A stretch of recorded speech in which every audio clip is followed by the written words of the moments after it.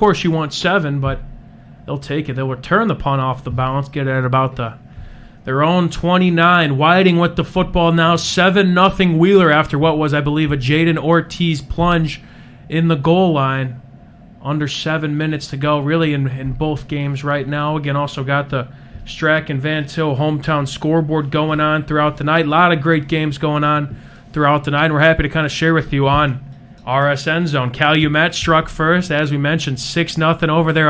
Our producer, Justin Cole, the Calumet alum, a couple fist pumps on his end. But we got a long night ahead of us. Griffith has shown they could bounce back in these games, and they could win the games close. As little as they have done this year, they find ways. As Portage, wow, I think that's Cody Young. He's got no one around him. I don't think anyone's going to catch him there. Just like that, Portage 9-0 lead. A quarterback, still a younger quarterback. I would say he's a 3-year starter, and he's only a junior. Wow. That's a big blow right there. I mean, you couldn't ask for a better start for Portage. Roy Richards got to be extremely happy with his team right now. And again, up, inside the tackles. Yeah. Right? I know it was kind of like a zone read option on that, and the QB kept it. But again, like you talked about, is these coaches identified you can run in between the tackles against Valpo, and they're having success right now. Yeah, they've seen it. The kind of word's getting out that Valpo's got some holes in there. 71 yards out to our knowledge. Kick is up and good. Portage, just like that, just under, I should say, 6 minutes elapsed in that period, just like that, 10-0. The Indians, and now Whiting looking to capitalize, try and strike back against a Wheeler team that has scored plenty of points.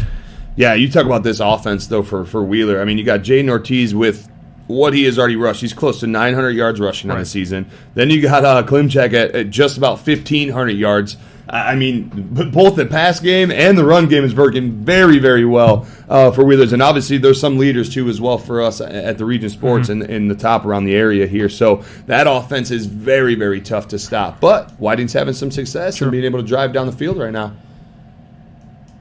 Again, a first down for Whiting just now. Four Seasons first down, as we mentioned. Your Northwest Indiana heating and air conditioning specialist. All first downs tonight presented by Four Seasons Mechanical in Maryville. Looking over at New Prairie. Penn still up 14-0. Again, that game is on RCSPN over there with Josh Regan. We'll pull that up in a minute. But Whiting still, again, 2nd and 10 now. A team that is, again, I think 2-5 record. First-year head coach John Jolly. Austin White looks to be an early flag False there. Start. But again, we're kind of common trend with both of a few games around the area, of course. Again, Portage, I'd say, has a chance to spoil the party as well, but Whiting kind of in that same position. Yeah, they sure are. You got Valpo, looked like they were playing in their senior night game. It looked like at the beginning of the evening with the people. Yeah. That's just one of those nights the coaches are like, all right, let's get through this night. Yeah. There's so many distractions that we talked about that last week with homecoming. Right. We had that 45-minute halftime. Oh, right. I mean, and it's tough as a player. It's tough as a coach. It is right? very, it very tough. It throws you off. It is very tough to play those games. It's tough to get through halftime, honestly. Right. I mean, even an extra 5 minutes of halftime, that slows you down tremendously. Looks like QB draw again, Austin White, a good dual threat quarterback back there for Whiting. Second and long, they kept it on the ground. Like we mentioned, you're not going to get all back at once. I agree with that. Let's get it manageable. Yeah, if you can get about 7 yards here, obviously it's fourth down territory. I think you go for it.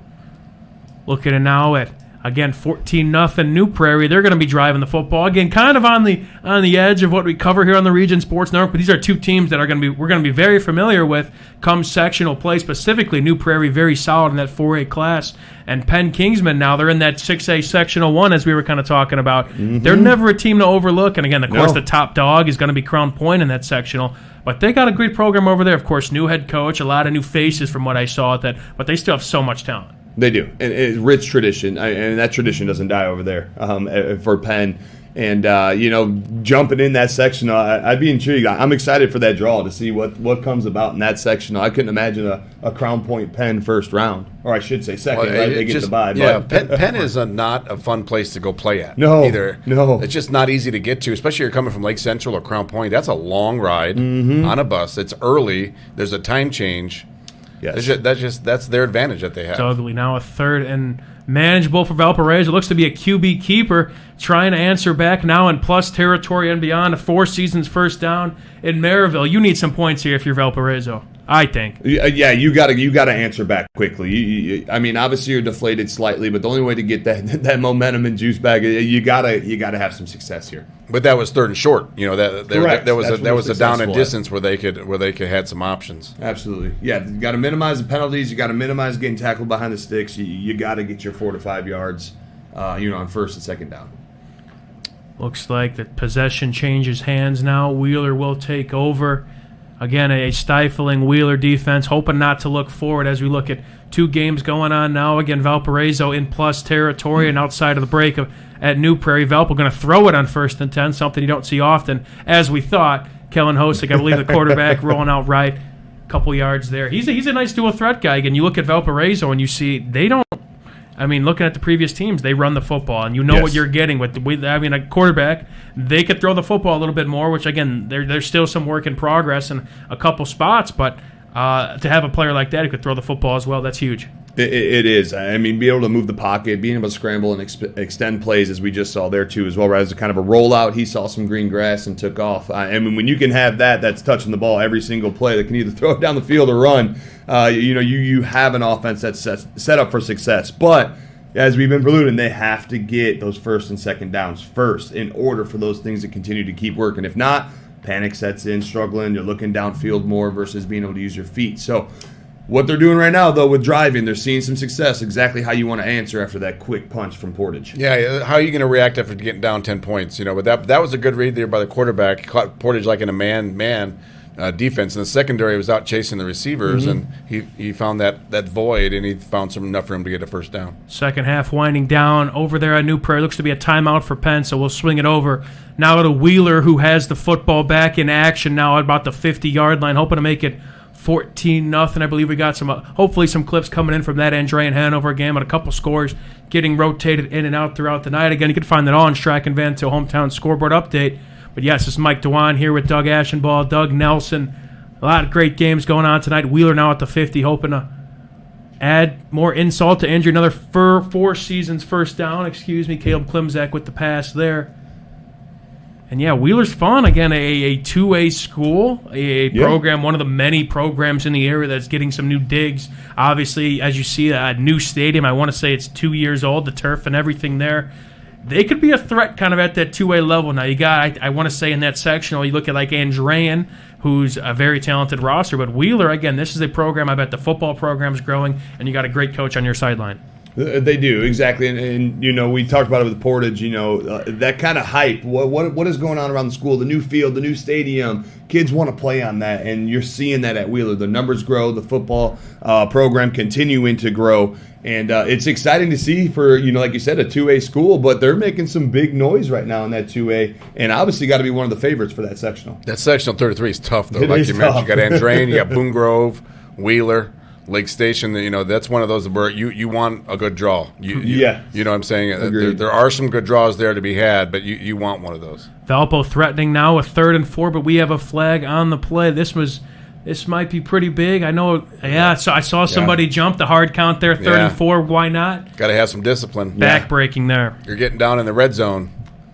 Yeah, that's big to move the chains there. I mean, one stop there, it's obviously they're going to come out and kick a field goal. Now, fresh set of downs at the 8-yard line, and the way they've been having some success on this drive specifically, they got to punch it in. But that's sorry, Mike, but that's one thing that Portage has had problems with is shooting themselves in the foot.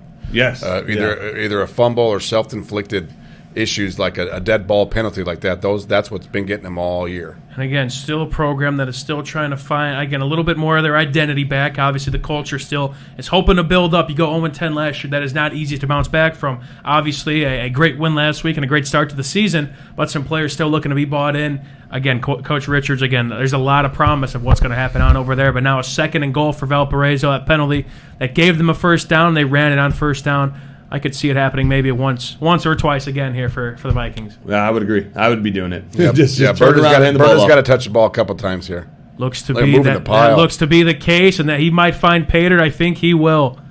Yeah, he's a tough runner. You've seen him you've seen Velpo, I think, once or twice this year, Doug Nelson. Yeah. A few times. I don't know if you've been out there yet or seen them at all, but they could run the football still, and that's inbred in their program. It is. That has to be their foundation, and they have, again, Burt is one of the top 2 or 3 running backs in the league, and he's there to prove it. He is. He exploded through that hole there. I mean, just the way he was able to explode, and he was already downhill, full speed when he got the ball, and that's why he was able to move that pile as well into the end zone. When you can explode through a hole like that, it's tough to get him down. Yeah, the line got a little push there. Yeah. Extra point for Valparaiso is good. Now Wheeler is threatening, hoping to make it 2-score lead. Wheeler, again, a fun offense. A lot of two-way players, which, again, talking with Jay Simmons, and again, you guys can both speak to this.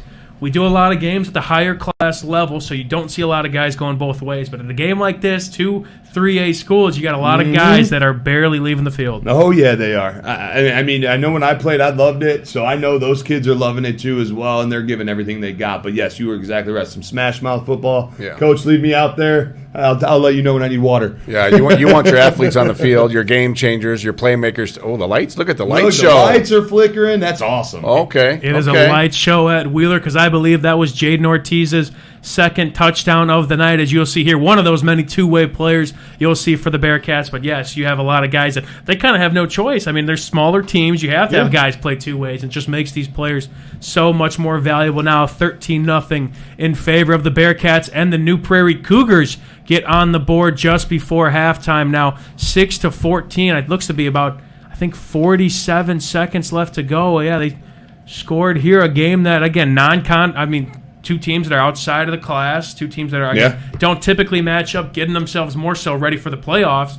And we got a good one brewing over there. We do. That's big right there to score before half. Obviously, you were struggling, and your offense found some momentum here and was able to punch it in. But I'm not sure who got the ball. But if obviously New Prairie's getting the ball after half, that makes it even more a big of a drive on that. But you talked about it, right? New Prairie in Penn, out of conference and out of class there. But you talk about some two big powerhouses. Obviously, what are they? It's actually in conference. Oh, it is in conference. Yeah, they've realigned their conference. They realigned it.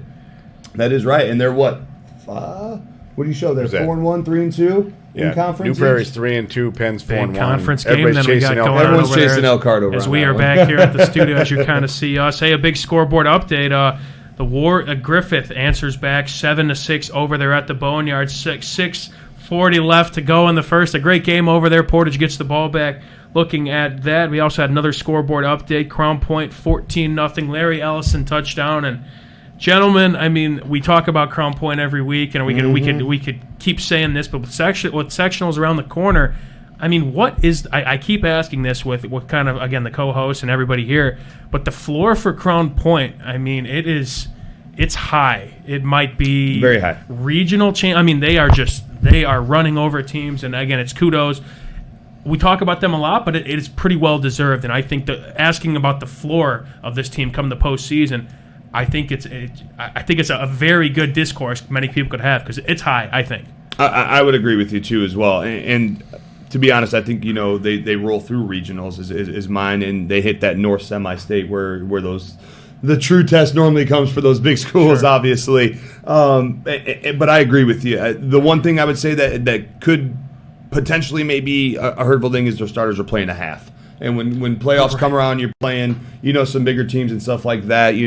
Can you see some hiccups? I don't know, but it's not always good that your starters are sitting at half. Well, yeah, and that's one of the challenges. I was thinking about the challenges that Coach Bazia has with his staff is finding a way to keep those guys active, finding a way to keep them busy, and finding those little challenges because, hey, like you said, they've only been playing a half. Yeah, I mean it's absurd. Yeah. Some of the numbers they're putting up, but I think it accounts to their depth and their volume too, sure. because they're second. Agreed. But that's how they're going to be good next year. Right. That's how you continue a program.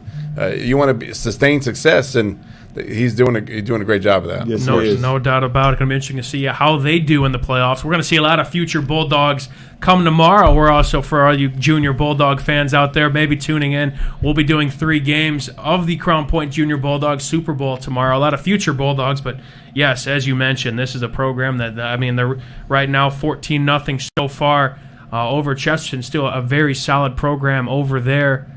And now Portage with the football moving over to another Duneland matchup we got going on. Portage looking to answer back. Velpo, a nice drive there to see them go back and score. But now Portage, we're going to be interested to see how they respond. And a scoreboard update here, we got actually Lowell's up 10-0 on Munster already. So 12-yard touchdown run and a 32-yard field goal so far. So we talked about it last week. We know Lowell, okay. It's crazy. They start off slow. Yeah. A little bit slower this year, but they start off slow, and that's a team you don't want to play in the playoffs. No, I joked about it last week because you got death taxes and Lowell figuring it out. That's it. Yeah, that's it. When the draw comes around. So. Yeah, obviously it's going to be a big game next week versus Andrean to kind of test exactly where they're at on this season. But Lowell football at the end of the season is a team you never want to see on the opposite side. No, and they're showing it. And it's, a new thing about Lowell now, one of the things I think that added to their playoff success is having that grass field. And I love the again, turf, it's the new wave, but it hurts so much more to play Lowell when you're tackling that run-heavy team and you land on that grass that is just rock solid. Yeah, it's concrete, basically. It's that dirt that's just... we call it the desert, when we're playing football. Our team is, it's all dirt now. So we just, once that gets rained down a little bit and then it starts to get colder at night, it's not fun. That's like playing on your driveway. Yeah, exactly. Pretty close. Second quarter now at Wheeler. We also have some highlights rolling in eventually from one of the first drives from that Andrean Hanover game. Again, a game as we see coming up here shortly, a game that has a lot of implications. As we see here, Thomas Marsh with the shot. One of the first plays of Andrean so far. This is a game that, hey, a lot riding on it. It looks to be a QB keeper, Brady Ellish. Again, going into this game, Hanover Central a win, and they control their fate. They have, I think this is their last conference game of the regular season. So if they win this game, they are the conference champs. And Andrean, they only have one conference loss. They want to try and put their name back into the party and make some noise. You're right. And if Andrean wins, they got Lowell next week I was just talking about. So we got another kind of upset in the party. We were talking about the whole Lowell at the end of the season. So, yeah, very, very big game here. And Andrean and Finley. I thought he was going to complete that. 3rd and 5 there. First drive there about 10 minutes ago. Yeah, but you got Finley over there too as well, Andrean. And when you talk about how fast and electric he is, and he's really came alive too as well in the second half of this season that has propelled Andrean, at number 7 here in the RSN top 10. So, number 9. And, watching him play has been remarkable. He's got some D1 offers over there. So, Andrean's rolling at the right time right before playoffs as well. Again, two-way school. Their whole schedule, they're 4 losses. Maryville, Valpo, Bishop Chatard, Hobart. Hobart's your worst loss of the season through 4. That's not bad rolling into the two-way playoffs. Yeah, that game's got a lot of talent on the field. The Benjamin Novak from Andrean, 6'6", 320, just committed to the University of Wisconsin. That's a big grab, and more so a big grab. Valparaiso answers right back, down 10-0. I believe maybe that's a good response. Very good response to say the least. A high-scoring quarter, to say the absolute least. Now 13-10 over there at Viking Field, a game where you're down 10-0. It goes, we're a run-heavy team. We kind of got to start throwing the football, and we know they can. But still, and then Bill Marshall, he just finds a way. And again, once playoffs start, of course, you still got some weeks to go. He's the guy you want on your sideline. Stay calm. That's what he's telling his guys. Yeah. Look, stay calm. We got plenty of game left. Let's get those jitters out the way. Yeah. We've been hit. We've taken the first hit. But, flipping back over to Portage, Coach, you've been talking about this, is they start off like that, and then you kind of see them fizzle back down. Yeah. And that's what we're seeing here. And we were talking about, hey, you got to get over that hump. Right, you got to get over that hump, especially heading into playoffs here, and you got to keep that momentum riding and not fall back. Yeah, to win at that level in the Duneland and in 6A, you got to be consistent. That's a big word, that you hear strong programs talk about is consistency. You can't have lulls. If you fall asleep a little bit, the other team's going to take full advantage. I agree. And that's again what separates good from great here in Northwest Indiana. Now Wheeler, hoping to etch their name in the great category. They've been playing great so far. It looks to be a quick hitch route, move the sticks. That was a first down there for Wheeler. Great route and a great throw by Klimzak. I was watching. The receiver hadn't even turned yet, and he had already started throwing. Throws with anticipation, and that's a play that again it involves a lot of chemistry, a lot of balls thrown. Again, you know how that receiver breaks, and it's something you see more and more nowadays. Those quick hitters, quick outs quick comeback routes. If someone's playing pretty soft coverage, Wheeler could take what they can get. And again, what they're doing over there, it's pretty fun to see. A lot of throwing the ball tonight. You're taking advantage of this nice weather. Mm-hmm. You are right it's about coming. that. The snow and sleet's coming, boys. It's coming, so you might air it out now.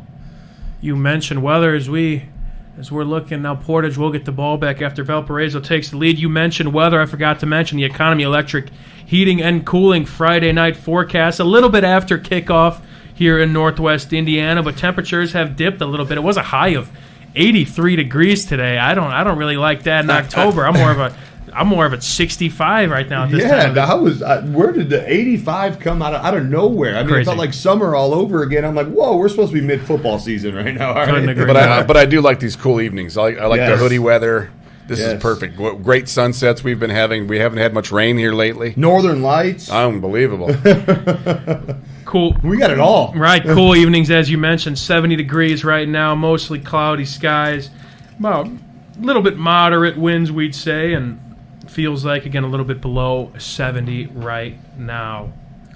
Griffith scores once again. They gave up that early touchdown, but a pick six is what we're hearing from Calumet now. 14-6, 3:24 left to go in the first quarter. Griffith. That was a 70-yarder Oh. pick six, too, on top of it. So that's a deep one right there. But, again, that's that explosiveness that you can see in the athletes that Griffith has. Is Right. You get them in open field, they're tough to get down. Yeah, and they've been showcasing that all year. Yeah, they score in bunches.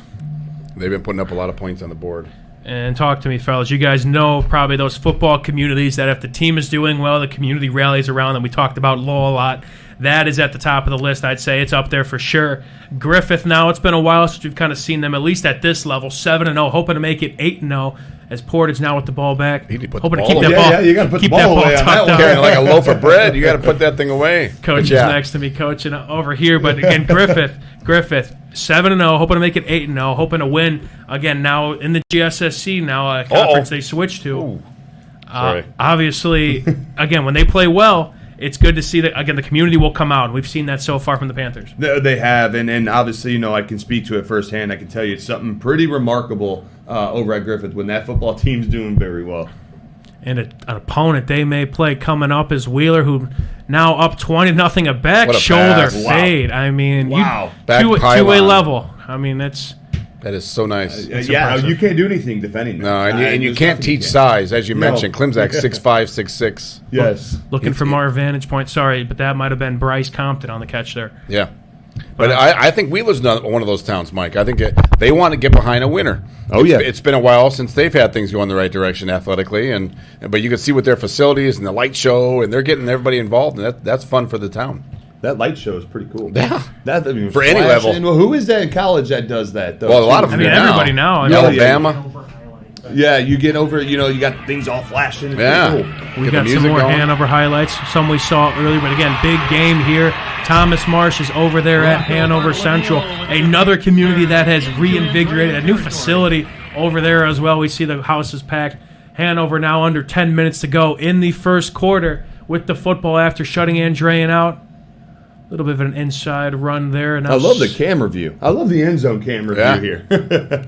You see And I the think that's Caden Verrett, a do-it-all guy. Fantastic running back for them.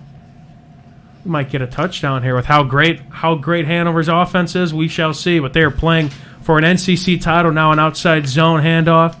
Looks to be their first drive. Looks to be enough for the first down there.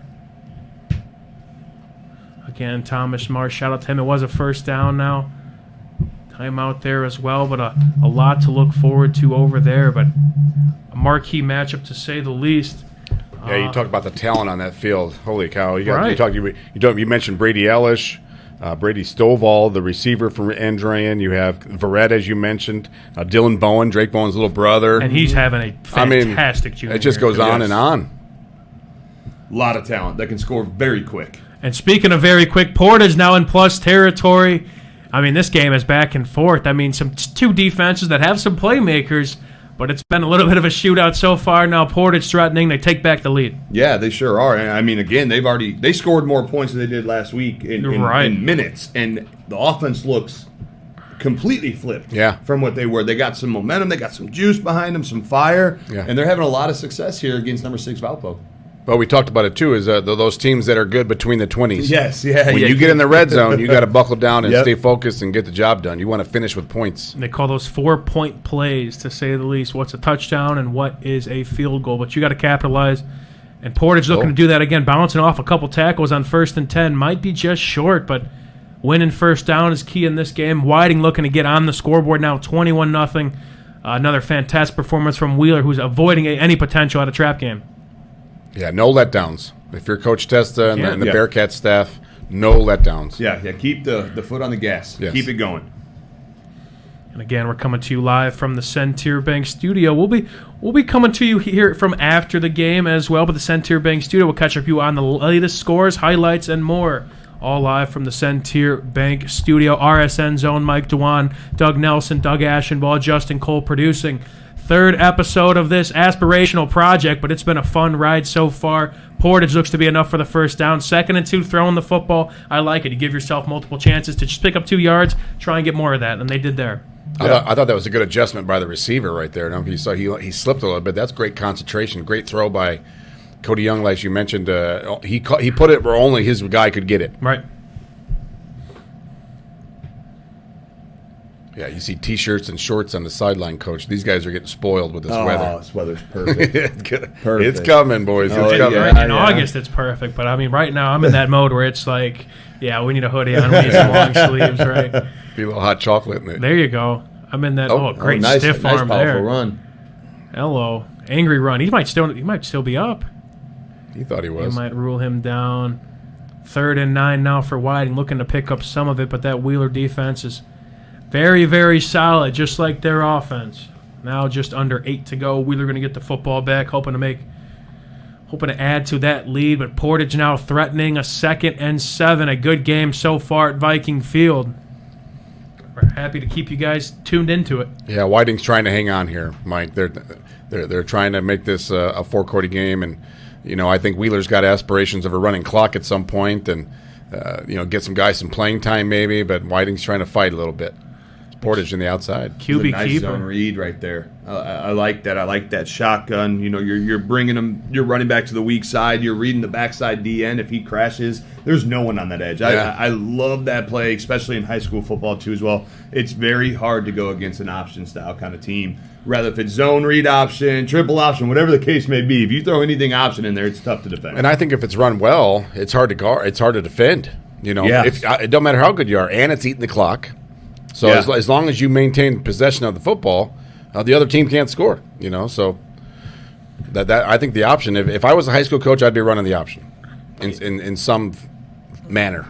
That is music to my ears. Coach. I love it. I love hearing it. It is tough to defend, to say the least. Now 1st and goal, might be backing him up another big error for Portage. A big Duneland score coming in now after the first quarter from Maryville High School. Maryville's up 14-3 over the Lake Central Indians. Portage, I think they're going to burn a timeout here. Yeah, I think it's saved. I think they were going to be close to a delay game, and they gave him the timeout instead. Maryville's. Look at the Wheelers, the screen going nuts love again. it. So another touchdown. That's not technical difficulties, folks. It's That is a their new lights. wave nowadays, man. We see that Boone Grove as well. They got a light show over there. It's Somebody, again, they're putting their money where their mouth is, right? They're supporting their student athlete. Oh, we're taking a shot.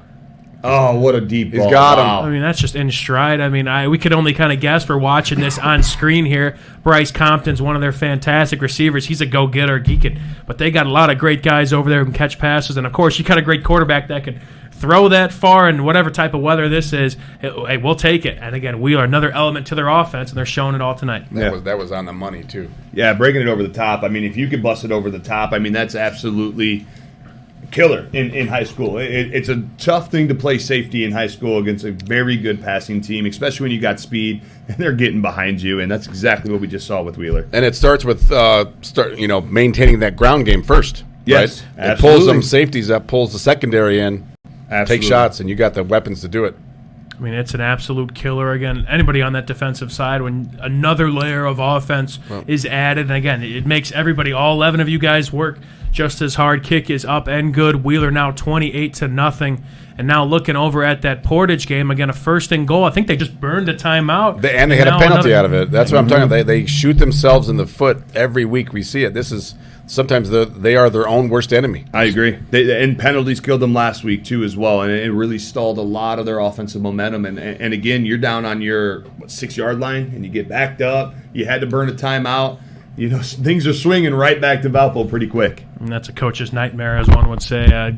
Burn a timeout, then back you up 5 yards. 1st and goal, not much going there. Gain of maybe 1 or 2, maybe nothing. Yeah, you could see the life, again, right back into Valpo's defense. Right back into that defense. They were on their heels, and then after that timeout and that penalty, you could see the life just breathe right back into that defense for Valpo. Got some replay of some Andrean highlights we'll kind of tune into before we head back to that 2nd and goal. Now we will tune in back to that 2nd and goal. Portage looking to get back in front of Valparaiso, a game that's been back and forth to say the least. Again, we talked about that first possession. Portage, again, a pooch kick, whatever that was that we kind of saw from our vantage point, they're going to get the ball at half as well.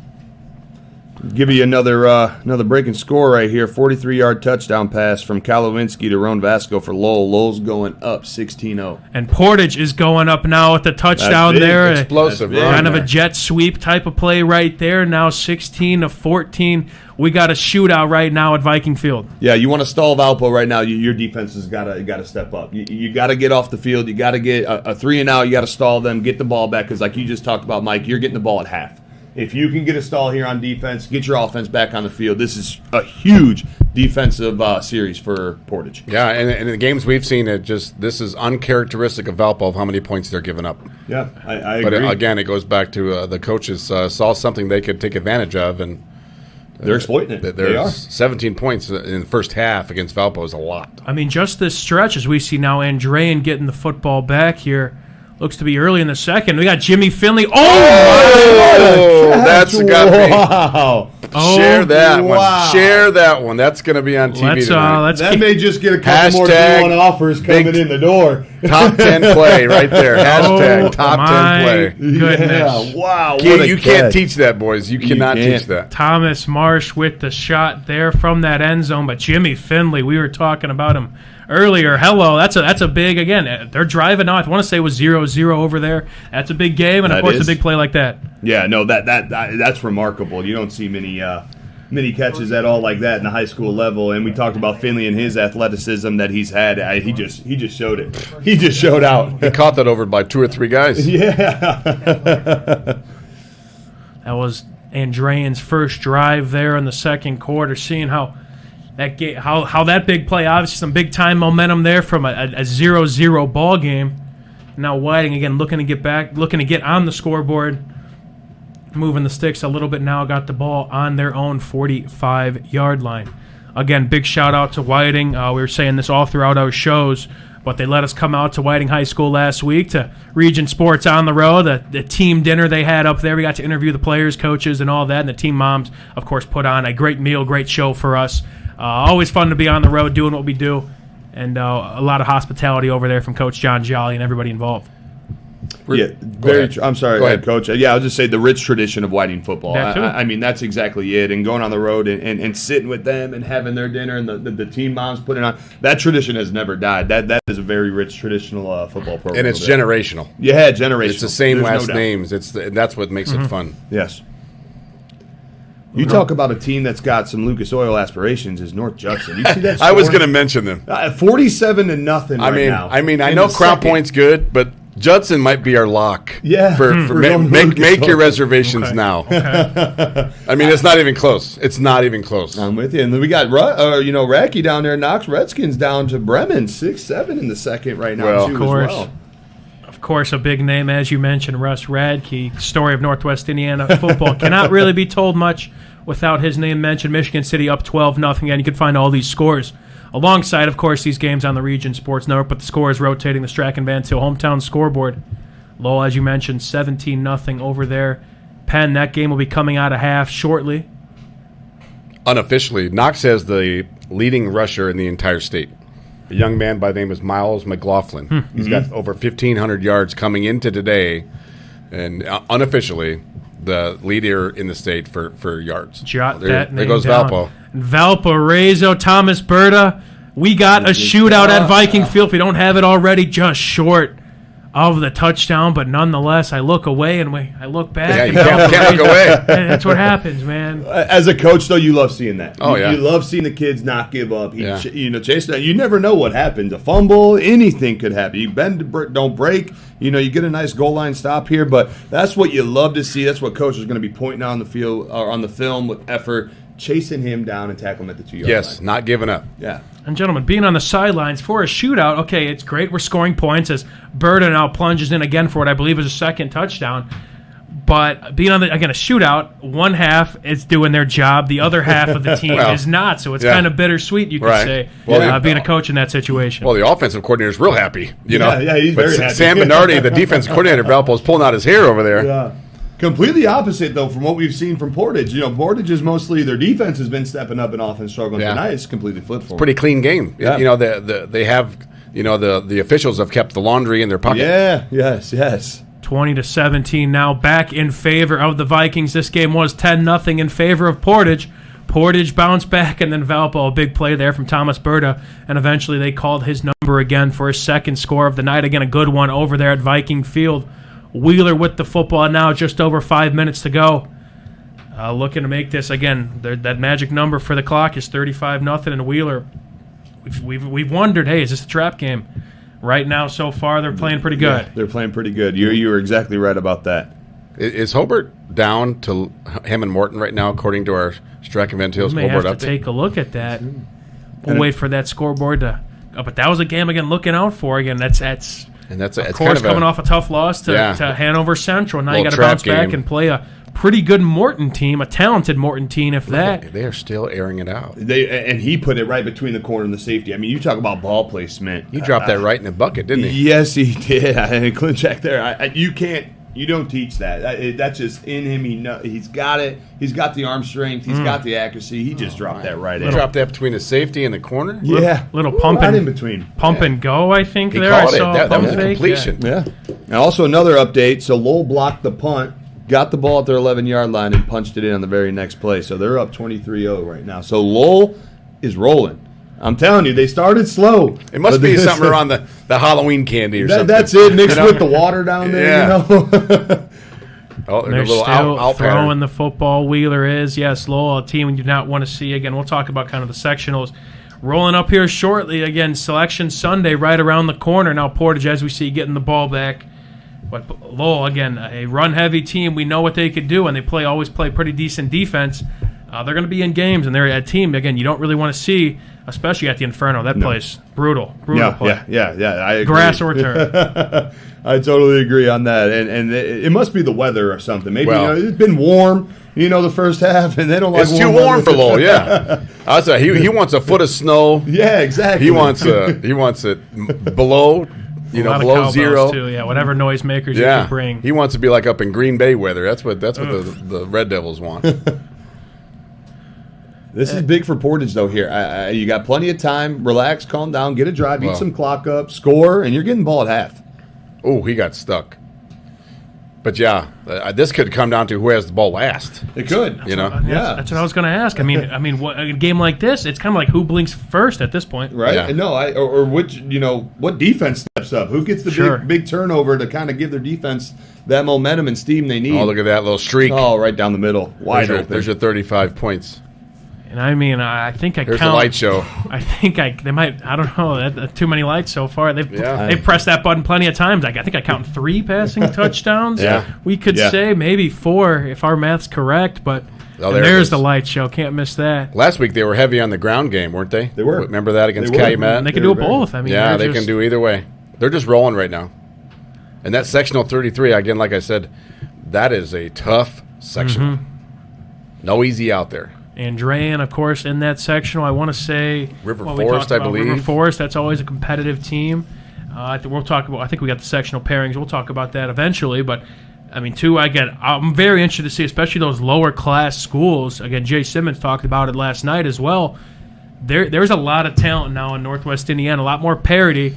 And again, it's kind of paying testament to the GSSC, that whole conference, and what it's become now. But in those smaller schools, we don't have to just talk about now those 5 and 6A and even those 4A schools. Yeah, agree. And we got another score. Griffith just ran back a punt. So down 6-0. Down 6-0, yeah. Ran back for a touchdown, so they're currently up 21-6. So you talk about kind of firing back, just similar to what Valpo did when they went down. It's hold that poise. We're calm. We're okay, boys. Keep doing what we're doing. And right now, Griffith looks to be rolling. And we saw that with Calumet jumping out early last week. I mentioned that earlier. And then, again, you have to be consistent. It can't be for one drive. It's got to be for 4 quarters. And, again, it's nice to have a coach like that on your sideline and Phil Mason. Not bad to have him. Looks like Penn and New Prairie are coming out of the break as now Portage will have to punt it back away, hoping to get a nice fortuitous Portage bounce. Looks to be Julian Stokes, and that mentioned we named that we were hoping will be back for Valparaiso, number 1. I believe that is him, do-it-all guy for Valpo. But, again, now a big drive for the Vikings, who could kind of get that 2-score lead and hopefully keep it. Agreed. And you talked about, Griffith and that whole town. I'm getting updates over here, and they said it's absolutely packed. I'm sure. At Griffith. Absolutely. I said that's a rivalry game. Imagine next week. Imagine next week. Yeah, right. Next week's going to be even more crazy. But it's Is that at Wheeler or Griffith? Griffith. At Griffith, yeah. It's great to see those stands packed again. That's the old days. They went a couple years where it was down a little bit, but to be packed and you got a potential going 8-0, which is probably in a long time. They've had an undefeated season up to this, and having the town behind you, I mean, it's just propelling them even more forward. I just remember those days where I was a Portage grad, and you had to get there like at 6:30 to get a seat. Yeah. If you were there at 7, it was too late. You weren't getting a seat. Yeah, you were standing around the fence. Yeah, and you talk about the old days of the Bricky Bowl in Hobart. Sure. The neighborhood people just grilling out and hanging out, and they made it just very locals. Difficult for the road team and their fans. Just something to do on a Friday night. Much better than going to, who knows, the neighborhood dive bar or whatever. Yeah. I mean, anything. I mean, it was the spot to be on a Friday night. Better than going to the movie theater, going to some restaurant. It's Friday night. Hey, we're going to watch this very good football team led by whoever it may be. And it's what, again, Friday, football does in Northwest Indiana, the power it holds. And again, these bigger communities. And again, if results hold, I mean, I don't know if this was a lot of anything with what people had in the cards, but Griffith versus Wheeler for that division championship, 2 teams that could be ranked in our top 5. Quite the prediction you may have at the beginning of the year, but it is a real possibility if results hold up. That's going to be a remarkable game. I mean, yes. You just talk about explosive offenses, defenses that are playing well. Griffith's got 5 shutouts on the year. So, I mean, when you talk about that's going to be an electric game. Yeah. That's going to be a fun one. That's going to be, both teams are winning the games they're supposed to win. And that sounds easier than it is. It really is. You can't have an off week. No, not at all. And they haven't yet. They've been playing very well. Yeah, that's impressive. I got to see that Jimmy Finley catch again. That was pretty. That was remarkable. Well, we got to see that all night. We got. we got a long night ahead of us. Andre and Jimmy Finley made a remarkable catch over there at that game. Again, we got plenty of highlights rolling in as the game goes on. To my knowledge, I don't know if anyone struck yet in that game. 14-0 over there. Boone Grove is up. Again, I'm reading this track and van to hometown scoreboard. That score is rotating throughout the night as well. But oof, there's a pancake block right there. Number 7, he got a hold of that. Yes. He wanted to know. He got to the next level there. Oh, yeah. He's going to be pointing that out. Coach, hey, check this out. Yeah. See this one? Yeah, that Portage guy does not like that. Well, one of the awesome things I see on like Max Preps, again, I do a lot of times I'm printing out the stats for, again, the broadcasters going out on site. And there's actually a stat. I mean, teams could log this. They could log pancake blocks. One of the schools I know that does it is Hobart. So I'm impressed if they put their stats at all. The teams that don't put their stats on Max Preps, we've talked about that. I just hate that. What's the point? What's the point? Yeah. Show them what you got. Yes. And, you're selling your kids. There's no secrets. Yeah. There's no secret. You're not hiding anything from anybody. As we see here now, looks to be this game is started in the second half. Now Penn Kingsman versus the New Prairie Cougars. New Prairie scored late in that first half. Looks Penn getting the football back, which is huge. They got to make something out of it now. Nice play by Whiting there. Wheeler's kind of got their ears pinned back. They're coming after that quarterback. Yeah. And again, for Wheeler, looking to just hold this lead at this point. Again, second half, if this results hold up, it'll be a running clock. But Whiting, they're going to fight.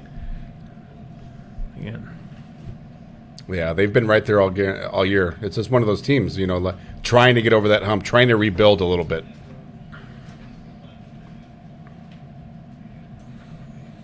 we see things get going. Actually, New Prairie will have the ball first, so that's pretty big coming out of half. But we got halftime coming up pretty shortly, at least on our regularly scheduled games in the area. We got the Host Connections halftime report coming up in a few minutes. Again, we'll be connecting the first half and the second half with the Host Connections halftime report, proven under pressure. We'll step aside eventually and then come back, breaking down the games, seeing what surprises us so far, and wait for our games to, of course, get back. But did you know Calumet was ranked number 18th in the coaches poll this week? They actually got someone voted for Calumet. Huh. I mean, they have a sneaky 4-3 record. Yeah. Now. I mean, looking at, again, maybe quality of opponents, Sure. whatever, someone could always go into that. But Right. I thought that was an interesting. I had to look, and I was okay. The coaches poll is always a little different. Yeah, Sure. of course. But yeah, kudos to them. They're having a solid year. Right, Charles Salary Coach as well Salary, over there. yeah. I mean, I think it's his second year, so of course still trying to work through some kinks. I mean, still a younger coach and hoping to, again, get back to kind of how Calumet was even just a few years ago, but striking first against Griffith. They're hoping to make this one more of a game, at least come in the second half. But Griffith, obviously, 3 straight touchdowns. Things to be seeming to roll their way. Valpo is now going to punt this one deep to Portage. A big stop here. No one really, again, who's going to make that first mistake? It seems to be someone's in the driver's seat. Now, hey, we're going to give it back to somebody again. Yeah, no, agreed. Agreed. This is big for Portage, though. You really need to get in the end zone. Yeah. You got to get some kind of points on the board. I know I keep saying that these drives are big, but they are. They got to get in the end zone here. You're getting ball at half. This would be a statement to say, hey, we're not going anywhere tonight. We're here to play. Again, especially Valpo's not an easy place to play either. No, you got not the at all. fireworks over there. Again, you got another proud community. This is as big as a rivalry as Portage has. And again, we mentioned we got a guy at Hanover Central, Thomas Marsh. It's 3-0 in favor of the Niners. The Niners, who are playing spoiler tonight, again, still a very solid team, 3-4 record. Again, you may look at that otherwise and go, 3-4. They're not that great, but they only have one loss in conference, which really all that matters, and they're playing for that potential tie of the title. When you have a team with a lot of talent, the general public, I think, thinks that the coaches are like, just roll the balls out there and the kids just go play. The best teams I've ever had were the hardest ones to coach. Because you had to find new challenges. You had to find ways, because the whole community is going, hey, you guys are so good. You're going to state, man. The coach is like, no, you're not. Yeah. They're trying to keep you focused, and that's what Coach Bazia has been very, very good at, and Coach Parker down at Hanover has done a good job of. But right now, Andrean's getting the better of him. Yeah, they sure are. No, but I agree with the coach. And that's the thing is when you find those new challenges and those players start to overcome, that's when you see the growth and, and the more buy-in, the more confidence in their play, and that's how you keep propelling. And obviously, I wanted to talk about Griffith here again. They've actually cracked the IFCA and the USA Today poll on there. They're 15 and 14 in the state for Griffith over there. We haven't seen a Griffith team being ranked in quite some time. No. You talk about a team playing very well. We keep saying it, but that Griffith team is definitely fun to watch. And I think they're completely deserving of that. Again, 5 shutouts this year. We're just very interested to see, of course, come next week, and then as well the playoffs right around the corner. As we mentioned, looks like Valparaiso is going to burn a timeout. But going back to that Hanover-Andrean game, 3-0 right now in favor of the 59ers. If results hold up, whatever, if Andrean were to pull this one out, then there's a chance at a potential 3-way tie in the NCC. I believe, Andrean, you mentioned they play Lowell next week, which that is no easy test. I want to say Hanover's conference schedule would be over at the conclusion of this week. And we got some more highlights to show as we see. Again, looks to be under 5 minutes to go. Again, Hanover kind of backed up after Andrean kicked a field goal to put them out in front in a spot where you don't want to be in at all for a high-potent offense, no matter who you are. Yeah, I agree. You don't want to be in the shadow of your own goalpost. Used to be 2nd and 25 now. A little bit of pressure on Tommy Bonner, and they're going to get to him. Andrean, the defensive front, that is, and playing pretty solid. Again, they got some playmakers. They got a lot of guys playing 2 ways. But Andrean, they're giving that Hanover offense, obviously 0 points thus far, and I believe Andrean has the ball back. They might hold them scoreless for the first half. Yeah, there's a lot of talent again on that field. A lot of Division I size. Yeah, and I couldn't tell you the last time Hanover has gone scoreless in the first half. Yeah, as well. They're a high-scoring team. Yeah, different, unfamiliar territory for Hanover. How are they going to adjust and how do you respond? In the second half. And I believe, if I remember correctly, I believe Hobart finishes their season first they got to worry about tonight. I've got to see about that Hobart-Morton game, but they got to worry. They got, I believe, Hobart and Highland. I believe they got to travel to Highland for their last game of the season. But a lot of NCC implications, and Andrean so far, the upper hand, we've seen they can get out to leads in the first half now. But again, it kind of comes to a numbers game. Who knows? Hopefully they could, again, for Andrean's sake, keep up that stamina and stay within the game. Yeah, and it looks like from our scoreboard they are down 14-7 still to Morton. I'd like to say that stands corrected. Our Strachan Van to hometown scoreboard. Knox jumps out in front. That was a closer game. 30-14 now over Bremen. Russ Radke led. Knox Redskins. Maryville up 14-3 in that Duneland matchup over there. City as well at Amesfield 12-0 over at their rival, the LaPorte Slicers. Michigan City's another team that's been right there. They lost. Their average loss is by 5 points this year. Yeah, by less than a touchdown. They've been right there. You got to get over that hump. Got to. Just as we talked about Portage, they're almost like the identical same teams, which we saw last week, obviously, that game. But yes, you are right. Both those teams are right there. They got to get over the hump. And what looks to be a fourth and a country mile, I believe he was just short. That might have been a catch. We'll see what the official says there. They call it a catch. I believe they'll call it They're marking it. But I believe they punted the football back to Andrean. I believe that was still like third and 30 plus after that sack. Not many plays in the playbook to get that, but you throw it up there, maybe hope for a pass interference. Yeah. Punting it back to Andrean, and it looks that first half clock is just about winding down. Another deep pass here. Wheeler still throwing the heck out of the ball. Pass interference when you throw it deep, right? That's what you're talking about right there. It's worth a shot. I mean, even an incomplete pass, I mean, you still have the opportunity for that, which is, again, when you have a quarterback that could get it there, an offensive line that can give him a clean pocket. Yeah, stops the clock, moves the chains. That Portage-Valpo game. That's going to be a good one all night. They're punting, huh? Yeah, offenses have slowed down a little bit as of late. A punt that pins Valpo back a little bit inside the 20-yard line. I think if you're Valpo here, you're happy just to try to get this to halftime. Yeah, I agree. I agree. Getting halftime with the lead. Yeah, that's going to be key. Well, Wheeler's walking back the other direction. What happened there? Maybe OPI again, tussling. I don't know. Pass interference. You don't see that very often. Not really. And now it looks to be. Now they're walking it. So okay. It must have been. They're moving the chains. 15 yards from the line of scrimmage. Not a spot foul. Okay. That's all right. That's right for high school. 11 seconds. Are they going to take a shot, Mike? Do you take a shot if you're Wheeler here? I mean, we've seen it so far from them. Let's see the arm, right? Look at Berta running down the field, boys. Thomas Berta have a first half now. 11 seconds to go in this Wheeler game. They might test out their kicking unit, but they got to get there first. Quick out at the sticks. Looks to be incomplete there from what I see from that far official. Now 5 seconds left. You might need to hook one out and test that arm strength. Oh, no. Is Berta down right now? It does look like he is. Is that Thomas Berta? Oh, goodness. That is all they need right now.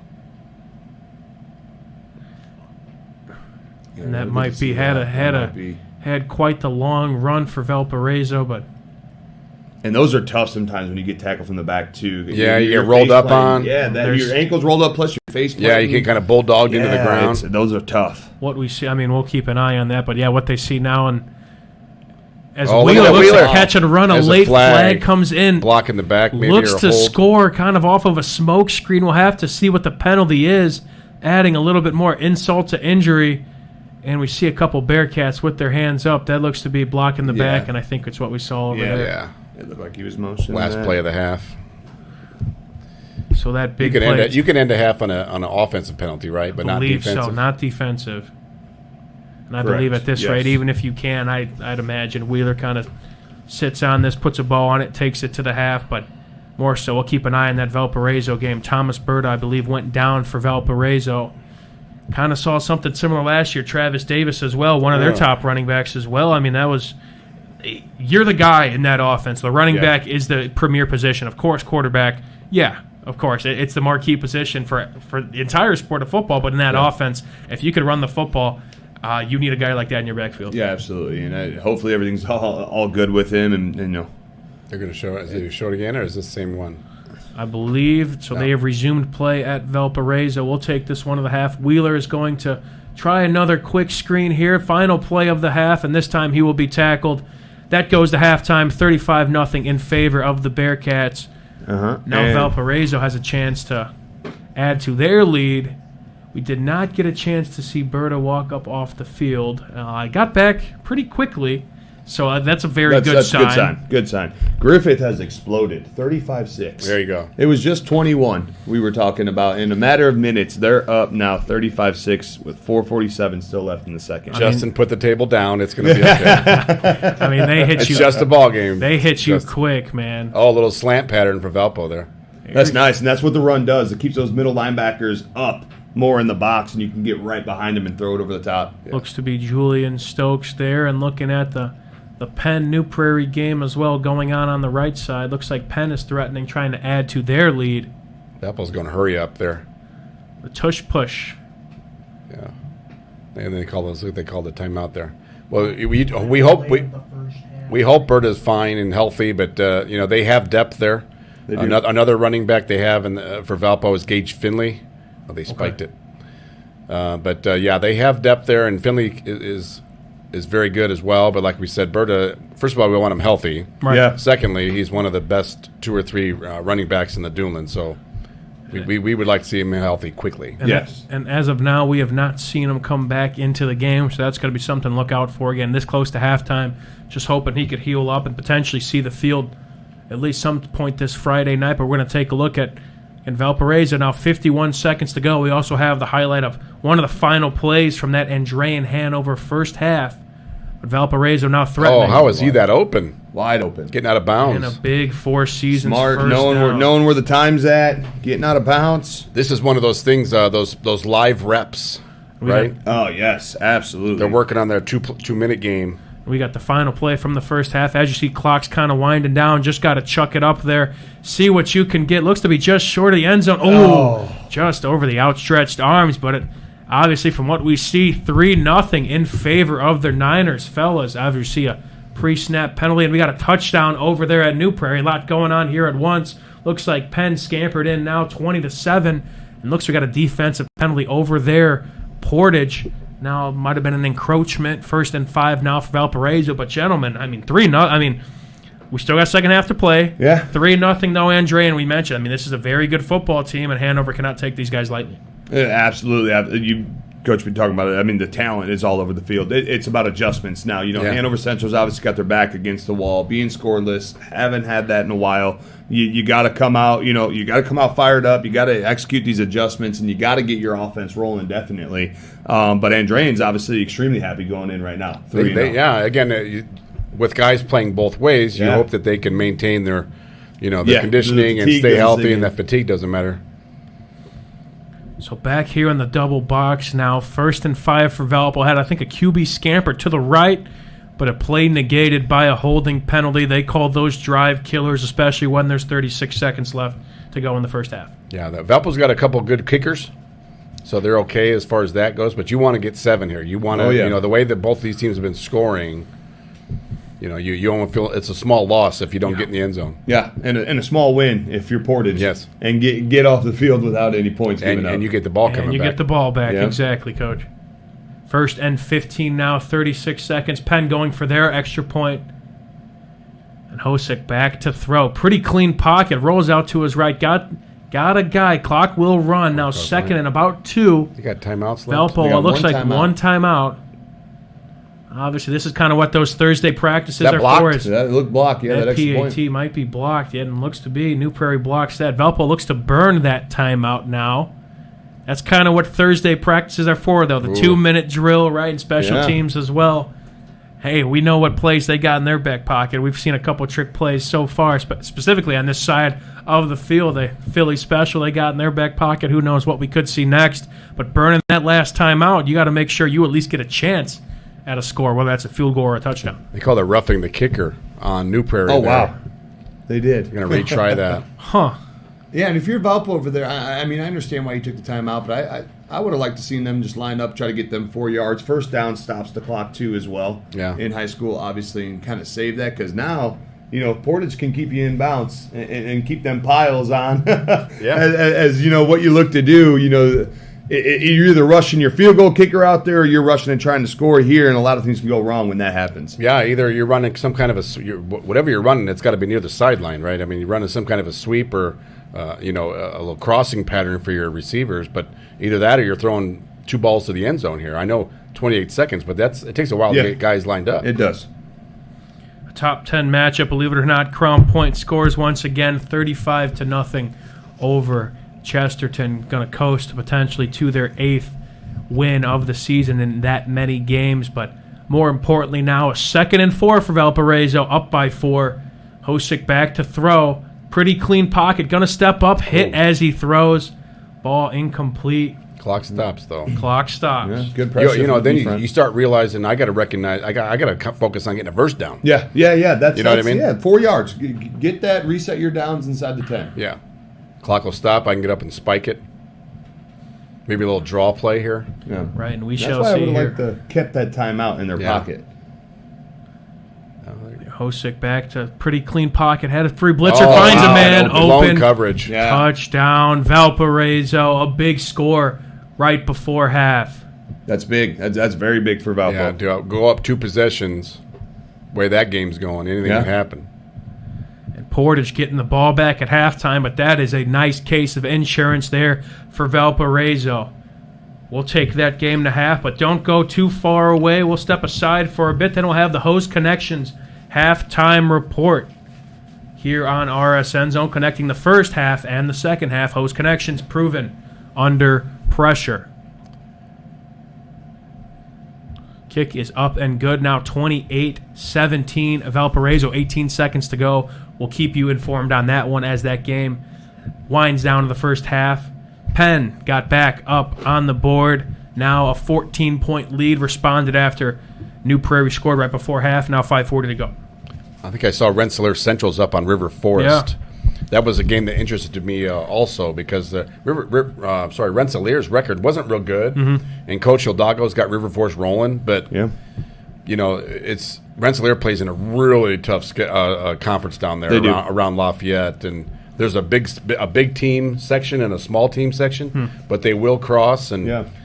But Rensselaer is it's kind of like Lowell. They kind of get it figured out. They do this time of the year, and they play some big schools too. Like you were saying, early on in the season, take those lumps, learn, adjust, then you start rolling. Yeah, look at that. KV scores up 36-0 over Highland. 10-14. We'll eventually cue in that scoreboard, but 10-14 in favor of the Governors, a team that a lot of preseason hype, and rightfully so. They got guys playing at the next level. Whether again Holland Harris.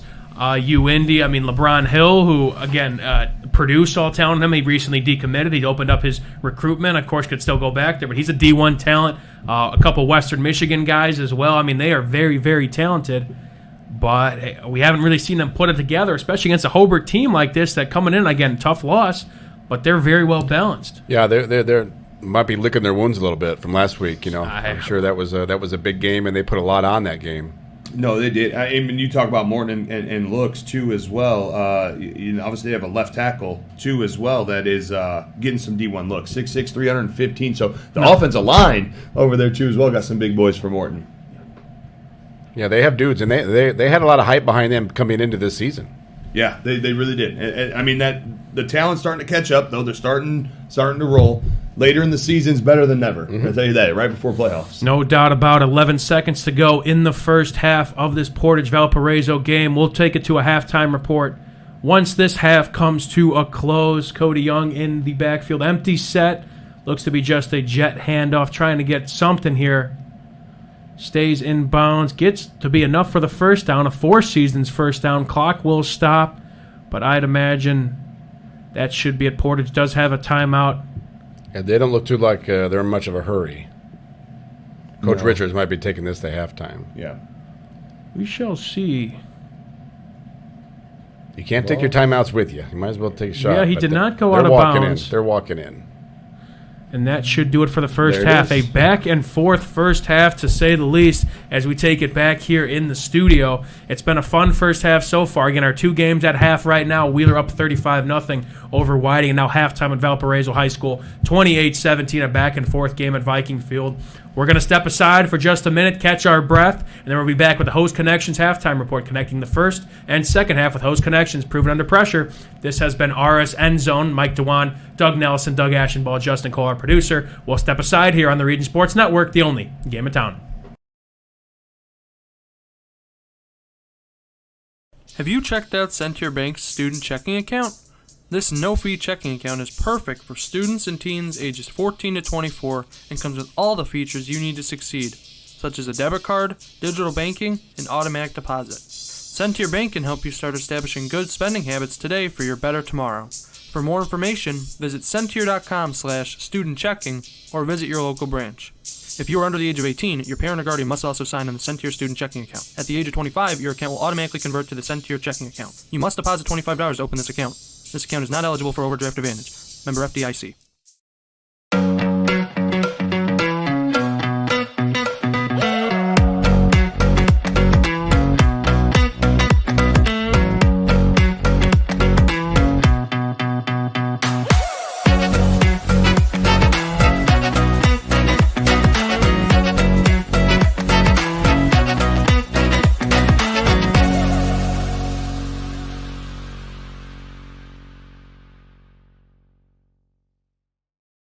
Four Seasons Mechanical proudly serves Northwest Indiana, providing quality, reasonably priced, reliable service. With a quality and comfort guarantee, the professionals at Four Seasons Mechanical offer a wide range of services in heating, ventilation, and air conditioning. Whether it's residential or commercial, Four Seasons Mechanical is there 24/7. To find out more, the website is fourseasonsmechanical.com or give them a call at 219-756-7020. Four Seasons Mechanical, your indoor air quality specialist.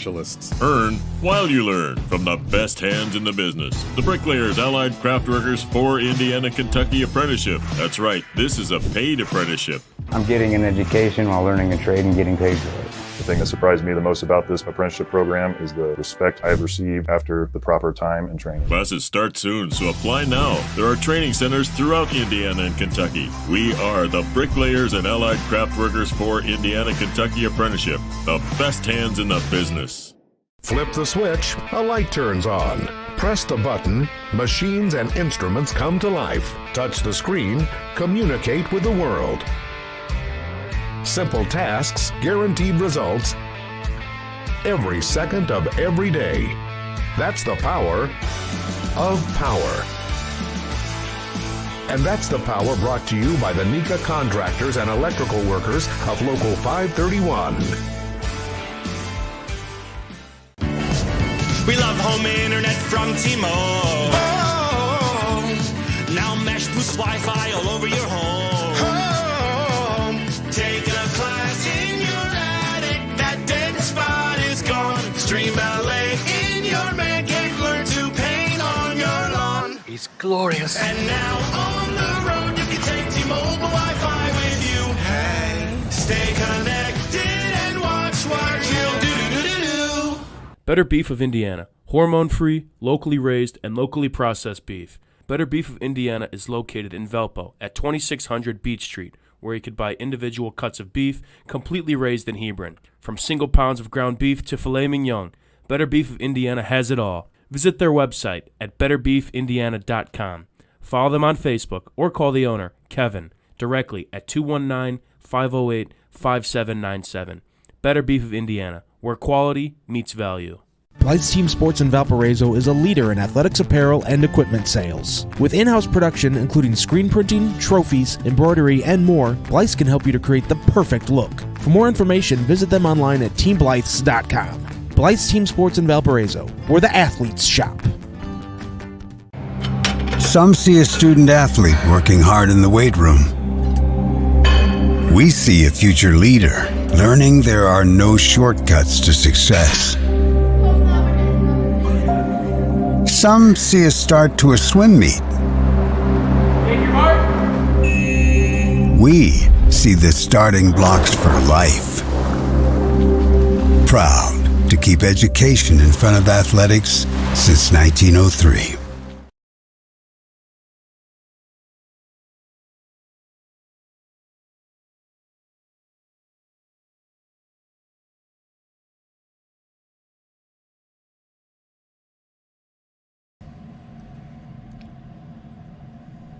Welcome back here, everybody. Mike Dewan here with Doug Nelson, Doug Ashenbaugh, Justin Cole, the whole RSN crew for another episode of RSN Zone. This is the Host Connections halftime report segment of the show as our two games have gone into half.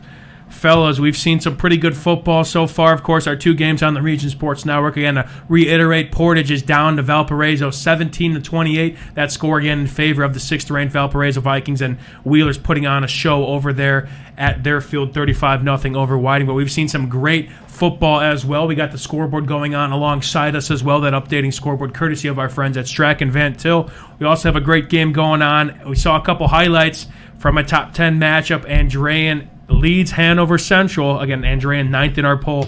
Hanover Central, number 2, 3-0. Fellas, we've had, again, a lot of great games so far. What surprised you so far?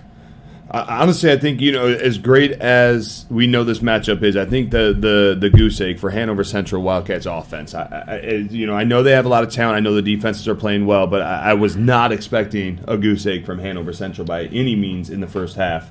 And that offense they have and a lot of talent they have over there. Obviously, Caden Moret on the ground, over 1,000 yards, 1,100 yards extra on the season. I figured they would have gotten some momentum going and figuring things out. But going to half at 0, that was probably the biggest shocker for me. Yeah, I think Coach Parker's probably spending some time in the locker room being very nice and gentle in the locker room, peeling some paint off the wall, trying to get the boys' attention. But, they've had Andrean's attention, right.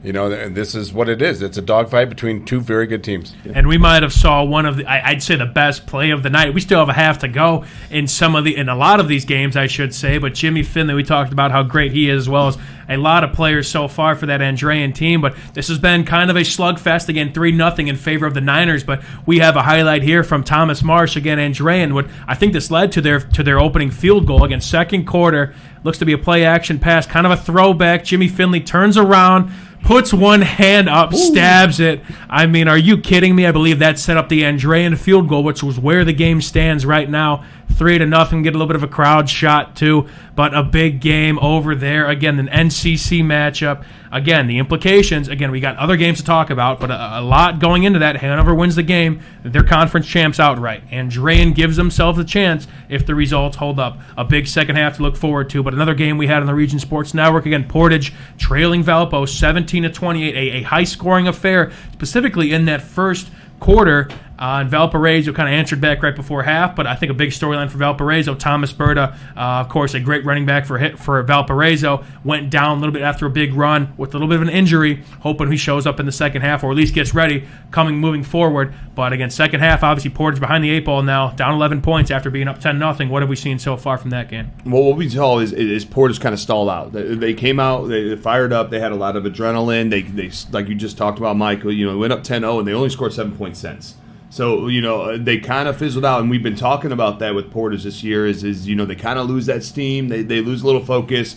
Now, they're still in the game. By any means, they're still in the game. But then you saw the Valpo on the other side. They stayed calm. They knew. They trusted their process. They trusted what they're able to do. They were able to climb back in the game and obviously take the lead here. But again, going in and coming out this halftime is how do you respond? Can you come back out fired up, momentum on your side? Portage is obviously going to get the ball. You got to make a statement coming right out of the half. Yeah, I think that it's a two teams. One team expecting to win and one team hoping to win. Yeah. Everything's got to. But for Portage, again, you get that turnover right away. Again, you only get 3 points as opposed to 7, and those add up. And Valpo's done a good job responding, but to see how they do with or without Berta will be interesting. But it's been a very entertaining game so far. No doubt about it. Again, you can catch that on the Region Sports Network. When you're clicking through our streams here tonight, we got a lot going for you. Again, as you see next to us as well, we got some scores kind of rolling in on the hometown scoreboard, courtesy of our friends Strack and Van Til. You guys harped on North Judson, 55-0 at half. Not bad at all. Crown Point, I believe that score is now 35-0. They just continue their dominance. That's a top 10 game, believe it or not. Chesterton, still a very good program in the 5A, but Crown Point, a whole nother level. They are. They're explosive. Obviously, we know what that offense can do, and you flip it over to the defensive side too as well. They just don't give up points. I mean, it's both sides of the ball. Yeah. They have talent. They have great coaching. They have great schemes, and they execute very, very well. Yeah, they're ranked in the top 3 in 6A of points allowed, point differential. points scored, and they're only playing a half with their number ones. I mean, it's pretty crazy. Again, it's a testament to their staff and their kids and the depths of their program right now. Yeah. Another surprising score we've seen that just kind of passed through our cycle. Hobart and Morton now 21-19 in favor of the Governors, and this is very similar. I remember the game vividly. I said this yesterday. I remember their game vividly last year because it was, in my opinion, ketchup versus mustard. Hobart where they're all yellows, Morton where they're all reds. Yeah. Probably an interesting uniform game to say the least. But that was a game where, again, Morton got out pretty early, and the final score was Hobart, I believe, 65-38. So the second half, obviously, things kind of turned and started going in Hobart's direction. Right now, who knows? We could be seeing the same elements of that right now. Morton up 21-19. Should be a fun second half. Yeah, Hobart makes great adjustments at half. We saw it against Andrea in Game 2 as well, where they were able to come back and they won in overtime ultimately. But that is one team in the region that really knows what they saw in the first half, what they can do differently in the second, and they come out and execute. And I'm expecting Hobart to do just that. I think, Morton's a very good team, don't get me wrong. But when Hobart starts getting rolling, Willie Shearer starts, getting the juices and moving down the field and using his speed, they're very good at that in the second half, and I think we're going to see that from the Hobart Brickies here. Yeah, we talked about it a little bit that we were pretty high on Morton preseason. Yeah. And they've had a rocky, hit and miss year, but again, with a pretty tough schedule. But, I expect Hobart to come back and answer and make that a end of the game kind of. Sure, I mean, make it a game activity. for 4 quarters. Yeah. Right? We still got 2 of those more quarters to play. First, I want to give a shout out, Justin. You got to pull up I think we make sure we do this every week, but kind of pull up the full screen like you usually do. That what we're kind of seeing here on our TV. Again, a lot of this has been an aspirational project, and we still got a ways to go. We're not done yet, but as we see, Justin's going to pull it up here, our producer tonight. That is what, again, we're watching on the television to kind of lay it out for you. You got your preview screen in the top left. That is what he's going to show next, which that next clip, again, will be the clip you've been seeing of me and the Dougs and the scoreboard next to us. And the program screen is what is going out to you guys. So as you see, obviously, it's kind of more of a, again, you see a lot of the screen. Again, it's going to keep going smaller and smaller and smaller. But, I mean, it's just like super, super cool setup. And you see the other games as well as they're getting ready for the second half. You see Wheeler started up, and we'll talk about that a little bit shortly. But it's super cool operation, to say the least. And it's been a fun project so far. This has been a lot of fun. I've had a blast. Yeah, this has been great. No doubt about it. It's been a fun first half so far. We got a second half to catch you guys up on. We got a game starting right now at Wheeler, but we're going to step aside here for just a little bit, and we'll have second half action from the RSN Zone on the Region Sports Network, the only game in town.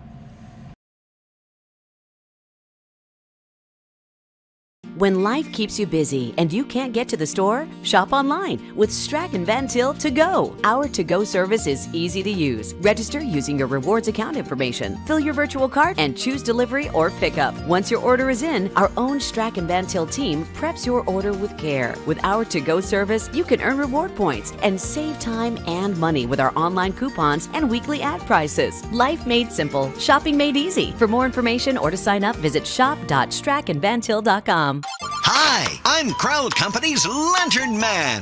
For years, I've helped your family and friends save on their car insurance. And now I've returned to rescue you from high prices. Whether you have a perfect driving record or a not-so-perfect record. Follow me to the Crowd Agency for immediate and affordable coverage. I'm your insurance superhero. Crowd Company's insurance professionals. Highland, Merrillville, and Michigan City. Thinking about what to do after high school? Consider a career with Boilermakers Local 374. As a Boilermaker apprentice, you'll earn while you learn. We offer excellent wages and benefits, and as part of our no-cost hands-on apprenticeship program, you'll learn from the best in state-of-the-art training centers and on the job. Become a union Boilermaker and get on your way to a great career. Find out more, visit www.local374.org or call 219-845-1000. Old Man Winter is just around the corner, and that means temperatures will soon begin to drop. And a region winter is not the time to be left out in the cold. The professionals at Economy Electric Heating and Cooling can tune up that old furnace or install a new unit that can last for years. Your family deserves to stay comfortable this winter, and with 24/7 emergency service, comfort is just a phone call away. Economy Electric Heating and Cooling, 219-923-4441. Or for more info, the website is forajobdoneright.com.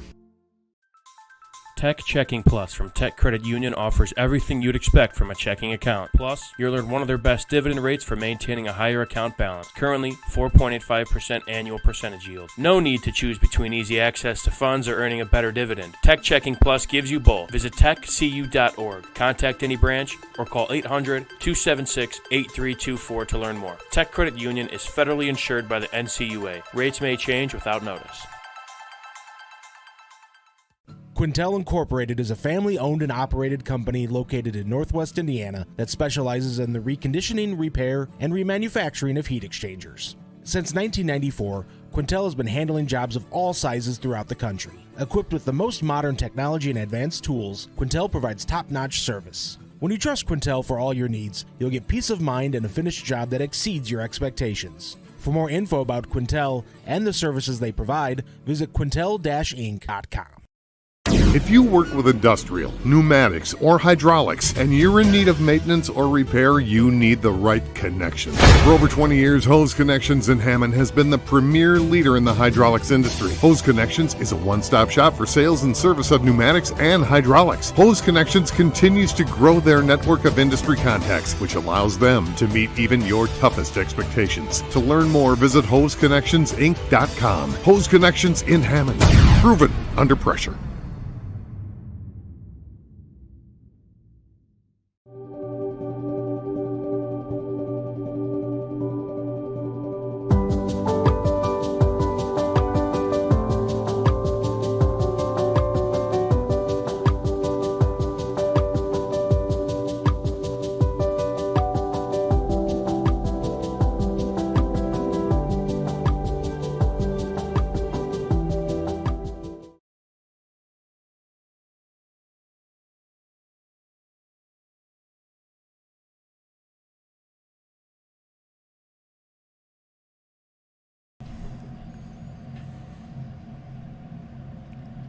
Welcome back to RSN Zone. Everybody, Mike DeWan here, Doug Nelson, Doug Ashenball beside me. That was the Hose Connections halftime report. Again, connecting the first and second half with Hose Connections proven under pressure. We got games a little bit underway now. Wheeler running clock. They had a big-time touchdown now, up 42-0. We're getting action started now in the second half at Viking Field, as we see over there.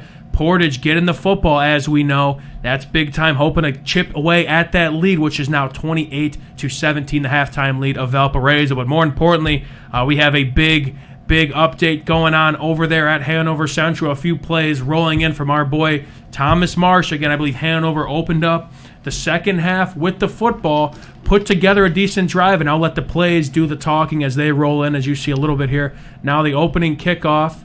Again, this is not live, but pretty close. Hanover, again, getting the ball, which is huge. Again, down 3-0. A game with plenty of implications. Looks to be Caden Verrett back there. Again, Thomas Marsh behind the lens. Caden Verrett, a dynamic player. A couple kickoff returns so far and look to be a good one to start that drive. That is what they need. Oh, great kick return. Yeah, again, a guy that could just about do it all. Yeah, setting up great field position. I mean, it's exactly how you want to come out. You can't ask for a better return on that and getting your team going and putting them in great scoring position. Again, I think we got a couple more rolling in. We'll show you as they come in. Again, Whiting now with the football. Now 42-0 over there. Looks like the quarterback took a big shot. Got a nice completion, though. Nice Four first seasons down. first down. I'm interested to see how Portage responds. Yeah, I know we talked about it, but they're a team, again, they're just trying to get over their hump, and sometimes they're their own worst enemy. I agree. Yeah, and it seems like they're slightly coming over that. Yeah. They put up a lot of points tonight. A lot of points. And then, obviously, no penalties. Now a 2nd and 12 here. Looks to be on the 35-yard line of Andrena. Pump and go. A deep shot here. And got to the ball early. Looks to be some laundry coming in. I think there will be, which sets up the Hanover offense in business. An offense that is, of course, very, very solid. Again, deep balls, as we mentioned. Yeah. Worst comes to worst. Hey, if you avoid an interception, you might get a flag out of it. Hanover did there. Yeah, a little jump ball situation. Mm-hmm. Set them up real good. I mean, you talk about the return plus that. 50, 60 yards, very, very quick coming out of half. I think we got one more from that drive, and we'll kind of recap how that drive went. Hanover was moving the football down the field, but did they capitalize is the question. Now Portage opening up the second half with the football. We just saw a Quintel kickoff. That kickoff as well, all kickoffs presented by Quintel Incorporated.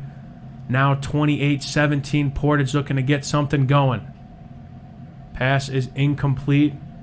1st and 10. Again, it could have been an easy completion to get your quarterback back in rhythm. Tough incompletion there. Yeah. I'd like to see them run in between the tackles. They had a lot of success there. You know, I know what you're thinking here. You know, get a couple yards, but I would like to see them turn around right now and hand that ball off and see if they can still get that damage in between those tackles against Valpo. Coach, you've been around. How many do you script like pregame? Like how many do you know you're going to run either way? Yeah, I think beginning of the game you script a lot more than what you do when you come out of the second half. But easily you're scripting probably the first 6-8 plays. Yeah, when you're coming out, rather be half at the beginning of the game. And unless you see some massive adjustments, you're not going away from it. So now a 4th and 3 we got to this here after that long penalty. Hanover set him up at the 4th and 3, tried to stuff it with Caden Verrett, but Andrean puts their hands up. It looks to be a turnover on downs. Bend, but do not break. Ball on the 13-yard line. Hanover could not capitalize after that passing interference, after that great kickoff return from Caden Verrett. They call his number on the 4th and 3. Andrean defense stands tall. Andrean football now at Hanover Central. As Hanover, you got to be thinking right now, like, what do we got to do? What can we do? And I think it's got to be something a little untraditional that you got to spark your offense on here. Maybe some kind of, I don't want to say trick play, but something that brings a lot, maybe counters, reverse. Yeah, a little gadget play. Yeah, exactly, to get your offense going. Because right now, you had a kickoff return that was big. You had a pass interference that was big. But your offense didn't really move the ball, and then you got stuffed on 4th down. You got to find something over there. Yeah, again, it's easy between the 20s. We talk about that all the time. Things get a little tighter when you get down the red zone. No doubt about it. Not as much room. We saw a little bit of that Portage game. Now two incompletions in between. Again, a running play that didn't go for much, and now we turn over to this Wheeler game that, again, it's gotten away from Whiting a little bit. Or just got to see again who kind of steps up in a game like this. But Portage now to punt the football away back to Valparaiso. That their offense has kind of come alive. But I'm very interested to see again if 4 in green comes back out there for the Vikings. Yes, we hope he does. But I was kind of watching some of the body language of the Portage guys, and it wasn't real good there. I see some shrugged shoulders and the body. They got to stay fired up. They're still in this ball game. Yeah, it was not the same team we saw start the game. Yeah, by any means, like you said, Coach, that body language, and they stalled right there. I mean, your defense got to come out and play big here, but that offense, you're still in the game. You're not down by much by any means. You got to stay focused, got to stay motivated. Just a stop and a score. And that is quite a telling thing, especially as a coach. You don't want to see your players deflated. The Penn Kingsmen now doing a put-away drive here, potentially up 21-7, now just under 7 minutes to go in the 4th. I think we got some laundry on the field, but they are threatening. I want to say it's goal to go for them right here. Big game out there. Again, happy to show that to you on Reagan's Corner Sports Network, coming to you live from New Prairie. Whiting looking to get on the board. Again, a running clock over their back shoulder throw. Pass looked to be just off the mark. Now Valpo taking over now, a 2nd and 6. 28-17 in favor of the guys in green. Yeah, Whiting's got some pride. They want to get on the scoreboard, right? And on the other side of that coin, Wheeler. Wheeler wants that shutout. Oh, yeah. Yeah, they do. I mean, absolutely. Even though you got maybe some backups that are playing, these are valuable reps for them, but they're trying to hold strong, too, as well with that shutout. They're coming in there as well. Like, we're going to get you that shutout for sure. This is their shot. Prove yourself. And more so, just momentum. Momentum is huge, especially in this final third of the season. Yeah, the conference might be out of reach for some of these teams. Again, maybe not Wheeler, but nonetheless, you need momentum for those bigger trophies coming in October and November. Absolutely. Ball thrown away there from Penn. Now a 3rd and 5 for Valparaiso. Some would say this is 4-down territory. 4 Seasons mechanical 4-down territory as it looks to be a jet sweep to Julian Stokes. That should be enough for a first down. 4 Seasons first down, back-to-back plugs for 4 Seasons Mechanical in Maryville. Visit them on the web at 4seasonsmechanical.com.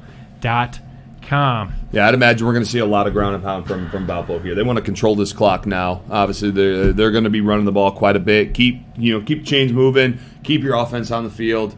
And eat some clock up. I know they had some success with passing. Not saying they're going to completely shy away, but I'd imagine it's going to be a lot of turnaround, hand the ball off, and control this game clock.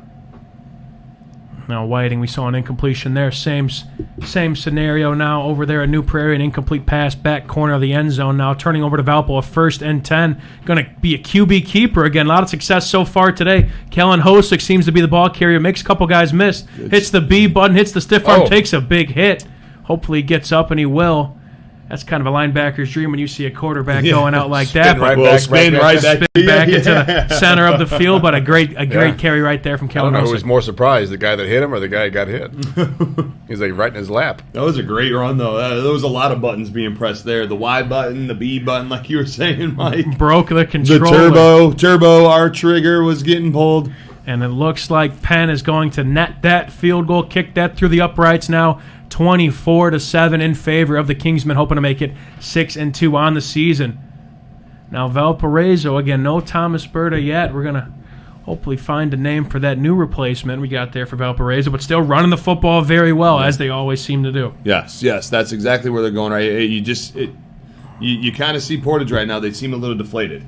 They came out very flat after the second half, same on offense, and it looks like the same on defense right now. And, Roy's going to get them over there and say, hey, look, we're still in this game. Don't get down on yourself. They're going to continue to keep fighting, though. Again, a player's coach, as we mentioned. He's, again, great dude. I was fortunate enough to meet him in the summer, and I wanted to play for him right then and there, to say the least, and I'm sure many of us do, especially after, even a conversation with him first. Now 2nd and goal for the Valparaiso Vikings. Stepping in, as you mentioned, Doug Nelson. Gage Finley is now number 5 there. He's the guy there for Valparaiso in the backfield. Again, he's had a lot to see within, again, practicing against a very good defense, whether that's scout, whether that's getting the number 2 reps, and a great guy to learn from in front of him. Yeah, I saw him play a couple of years ago. I was like, holy cow, who is this guy? And he's just the next guy up. Now with the Portage defense, bend but don't break. Again, this is these red zone opportunities that are ever so important, especially in a 2-possession game like this, hoping to make it 3 possessions for Valparaiso's sake. Yeah, if you're Portage, you're trying to hold them to 3 here and keep it a 2-possession game. Absolutely, yeah. If you're Valpo though, and you kind of get across, you're starting to blow the doors off a little bit there. Yeah. Going up 3 possessions. Yeah, that changes your game plan a little bit if you're Portage. Big time. We got 2 top 10 teams on the board tonight. Again, you see both of them there. Wheeler number 5, Valparaiso number 6. I'll talk to you more about those top 10 teams after this 3rd and goal. An inside handoff to Finley. Stuffed again initially, going to be just short. Might go for it here. 2nd and goal for Whiting as well, but 2 top 10 teams. The Ennigenberg Home Improvement top 10 teams. Visit regionsports.com, Facebook / Region Sports Nation, Instagram, and Region Sports Network YouTube for next week's Home Improvement Top 10, presented by Ennigenberg Exteriors. You can find them on the web at ebergexteriors.com. Valparaiso was a top 5 team for just about all the season until after that 2-game skid that dropped them down to 6th, and the Wheeler's just been a positive, trending team. They fell out of that top 10 after, again, the 0-2 start, but we knew they were talented, and so far they're showing it tonight. Finley, 4th and goal. I believe he's going to give it to him. Did he make it? We'll see. Waiting for the initial call. signs. We'll see from the linesman. I see guys coming in and marking it. They're not giving them a touchdown. It looks like they're going to give I them don't down. know. 4th down. And I believe That was they it. might have them short. Portage and it'll be ball. Portage And football. that's big. That could breathe some life now. That could keep that that flat atmosphere that Portage came out with. This is something that can get them turned around. Bend but don't break. That's a the great motto. stop. We see the spot there, just about less than a yard short, a game of inches as they call it. And Portage, the defense, stands tall. But now you're in the shadow of your own end zone. You got to find a way to at least get out of it. You're not out of danger yet. If I'm Valpo, I'm coming after him. No doubt. Yeah, I'm bringing the dogs here. Yeah. I'm bringing the dogs. Sell here. out. Yes. Yep. See if you can clog a hole. Again, Whiting looking to get on the scoreboard now. A 2nd and goal. Looks to be a QB draw there, stuffed out there by the Bearcats. Now a 1st and 10 from the shadow of your goalpost. Gonna throw it. A jump ball. Nice catch there. Make a man Still miss. moving. Angry There run. you go. Nice play to get out of your end zone. A little aspirational. Again, throwing the football, but hey, it's something again, you talked about the defense. Hey, maybe send the house there. Try and get in the backfield. Obviously, a quick hitter like that, throw it up, get out of that end zone. Yeah, they identified that. Then they identified they were going to bring some blitz, and it was man-to-man coverage as well. So I like the shot. That was gutsy. Yeah, That was gutsy. That could have went the other way real quick. I believe that was Anton Mathis with the catch. Only a junior up there. Portage, still a lot of younger guys that very interested to see how they will do next season. Whiting gets on the board. Good to see that. Gets their first points of the night in the fourth quarter. A touchdown there for the Oilers. Again, it's about the momentum. That is something that the coaches can build on. Yes. You're playing against a very good Wheeler team. Yeah. Still being able to move down. Yeah. Right? There's positives. When you break down the film, those are the positives that you can break down. You have to Absolutely. be optimistic. Like, as we've said, that everybody gets in the postseason tournament, and everyone's got a shot. Yeah, that's right. 4th and goal now for Whiting. They scored. They're going for 2 here. Bounce it outside. Bounce it outside for Portage. Looks to be incomplete there for Whiting. A good run there from Portage. We also have a highlight coming in here very shortly from Hanover and Andrean. We got one here. Looks to be Andrean giving the ball back. Clock's winding down. Again, third quarter late. I'd imagine it's probably close to being in the fourth quarter now. Punt gets away. That's a good punt. That's a really good punt. Yeah, nice. You see kind of the slow-mo there. A little bit of spin on that. Oy. Oh, boy. A lot of hang time. Let your guys run down the field. Get when you get a lot of hang that time. is how you do it. That's textbook. Love it. Punt coverage. Love the punting highlights. Again, another quick hitter here for Portage. That ball will be caught. 1st and 10 there. 4 Seasons. 1st down and 10. We also got a shout-out Squeegee's Pizza for piping hot pizza delivered right to your door. Call Squeegee's Pizza of Griffith. Squeegee's, located at 106 South Broad Street in Griffith. Give them a call, 219-924-6000. Pick up or delivery. It's Squeegee's Pizza of Griffith, the best on Broad. It's good stuff, man. Oh, that's real good pizza. I'll plug it. Sure. Yeah, okay. Of course. You don't got to twist my arm. No, sir. 2nd and 3 now. Gonna throw it again. A little bit of an RPO, kind of more bubble route here. Got a guy in space, and now in plus territory are the Portage Indians. I believe that was Mathis once again. 2nd big catch of the drive. Yeah, those little bubble plays are working. I would say those are the adjustments right there at halftime. Yeah. That is the adjustments they saw. They saw they can get it out quick. Yeah. The short pass, let our athletes get in open field and take off. And they're having a lot of success with that. Yeah, Didn't see it first drive. Yeah. But they're coming out here firing on all cylinders. And I like the pep in their step. Their body different. language is changing. I like that. After this 1st down, we got another clip. The final play of the 3rd period from Hanover Central. 1st and 10 now for Portage. Bouncing to the outside, making Valpo defend the width of the field, whether that's throwing bubbles or bouncing it to the outside. Portage, some success so far on this drive, but we got a highlight. End of the 3rd quarter. Looks to be a 3rd and 1, clock ticking down, just gets it off. And he might be short. This Andrean defense has been playing quite incredible.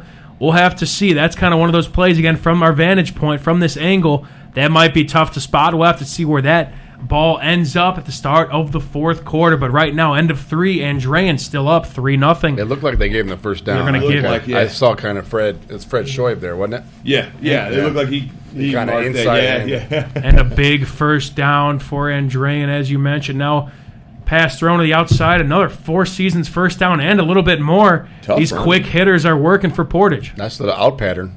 Good timing pattern. Yeah, it's all quick hitting and it's tough running, yards after catch, right? That one stat you don't talk about much, but right now the Portage team is definitely, catching the ball. They're running hard. They're running with some authority after they get these catches and moving chains and getting those 2-3 extra yards that are very tough. But that's breathing that life right back into that offense. Yeah. Monte Quarles was the one with the reception. Another junior wide receiver. They got a few of those. JoJo Maybon is their senior receiver, number 0, who's very solid. But they got a lot of great juniors, of course, a junior at quarterback as well.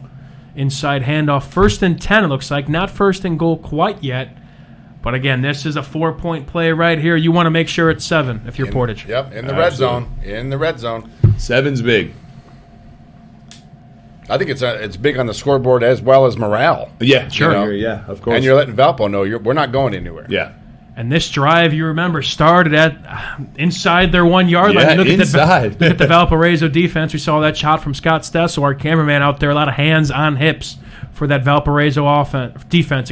Back shoulder throw. There was. What a catch. He just snagged that, didn't he? He sure did. Are you kidding me? Anton Mathis have a drive. What a catch, what a throw, an electrifying play, a matter of fact. IBEW Local 697 electrifying plays.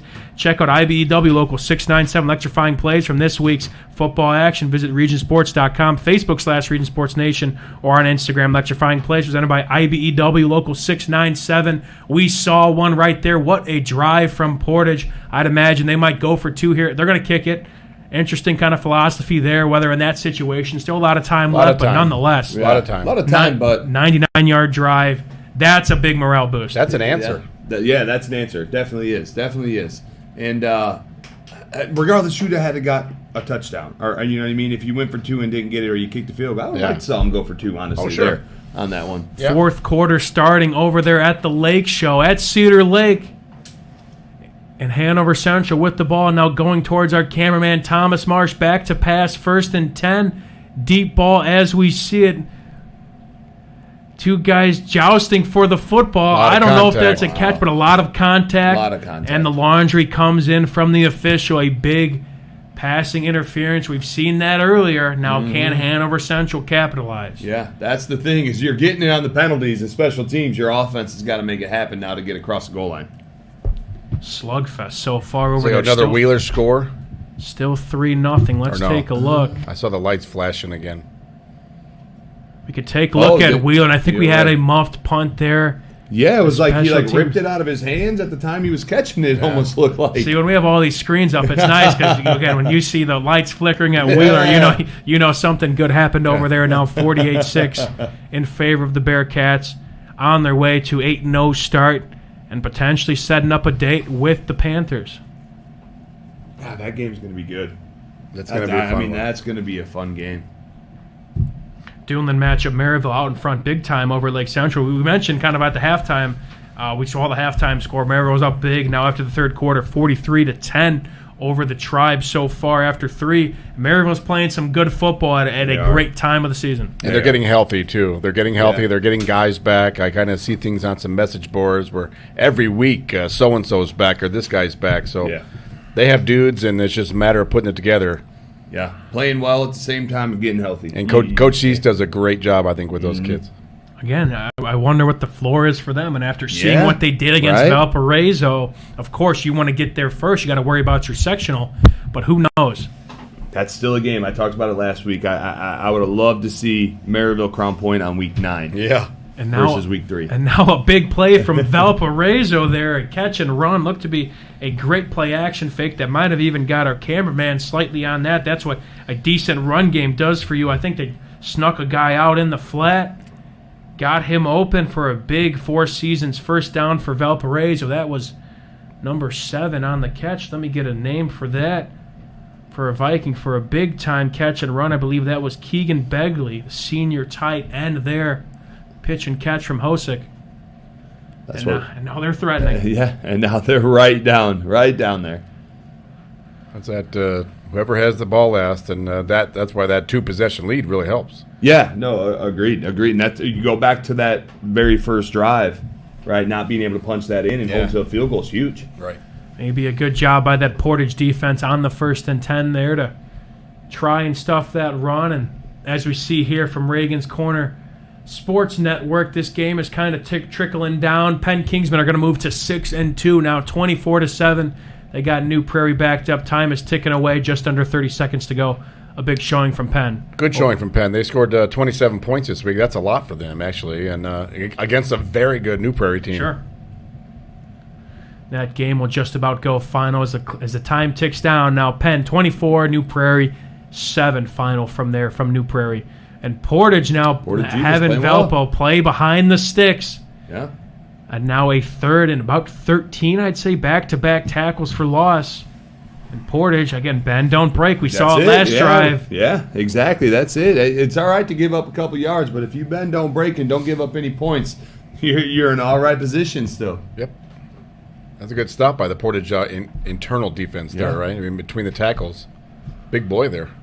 And if they do go for a field goal here, still one possession game. One possession game. So the big third down right now. 3rd and 13. Some would say this is 4-down territory, but Portage is hoping to get them there first. 3rd and 13. Hosick back to pass. Pretty clean pocket. Going to try and find a man over the middle, and he's got one. That ball could not survive the ground.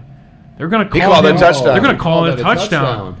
Julian Stokes on the catch there. Third down. Yeah. He's the guy there. A good pass there from Hosick to stand in the pocket, put it to where only he could catch it. High there, high and leading them. That was a nice Let him make a play. That's what Stokes does right there. He did that all last year. Yeah. Do-it-all guy. Again, a lot of poise there from the junior quarterback as well for Valparaiso. Portage doing it just about all they can, but 3rd down, that's a one you want to get off the field.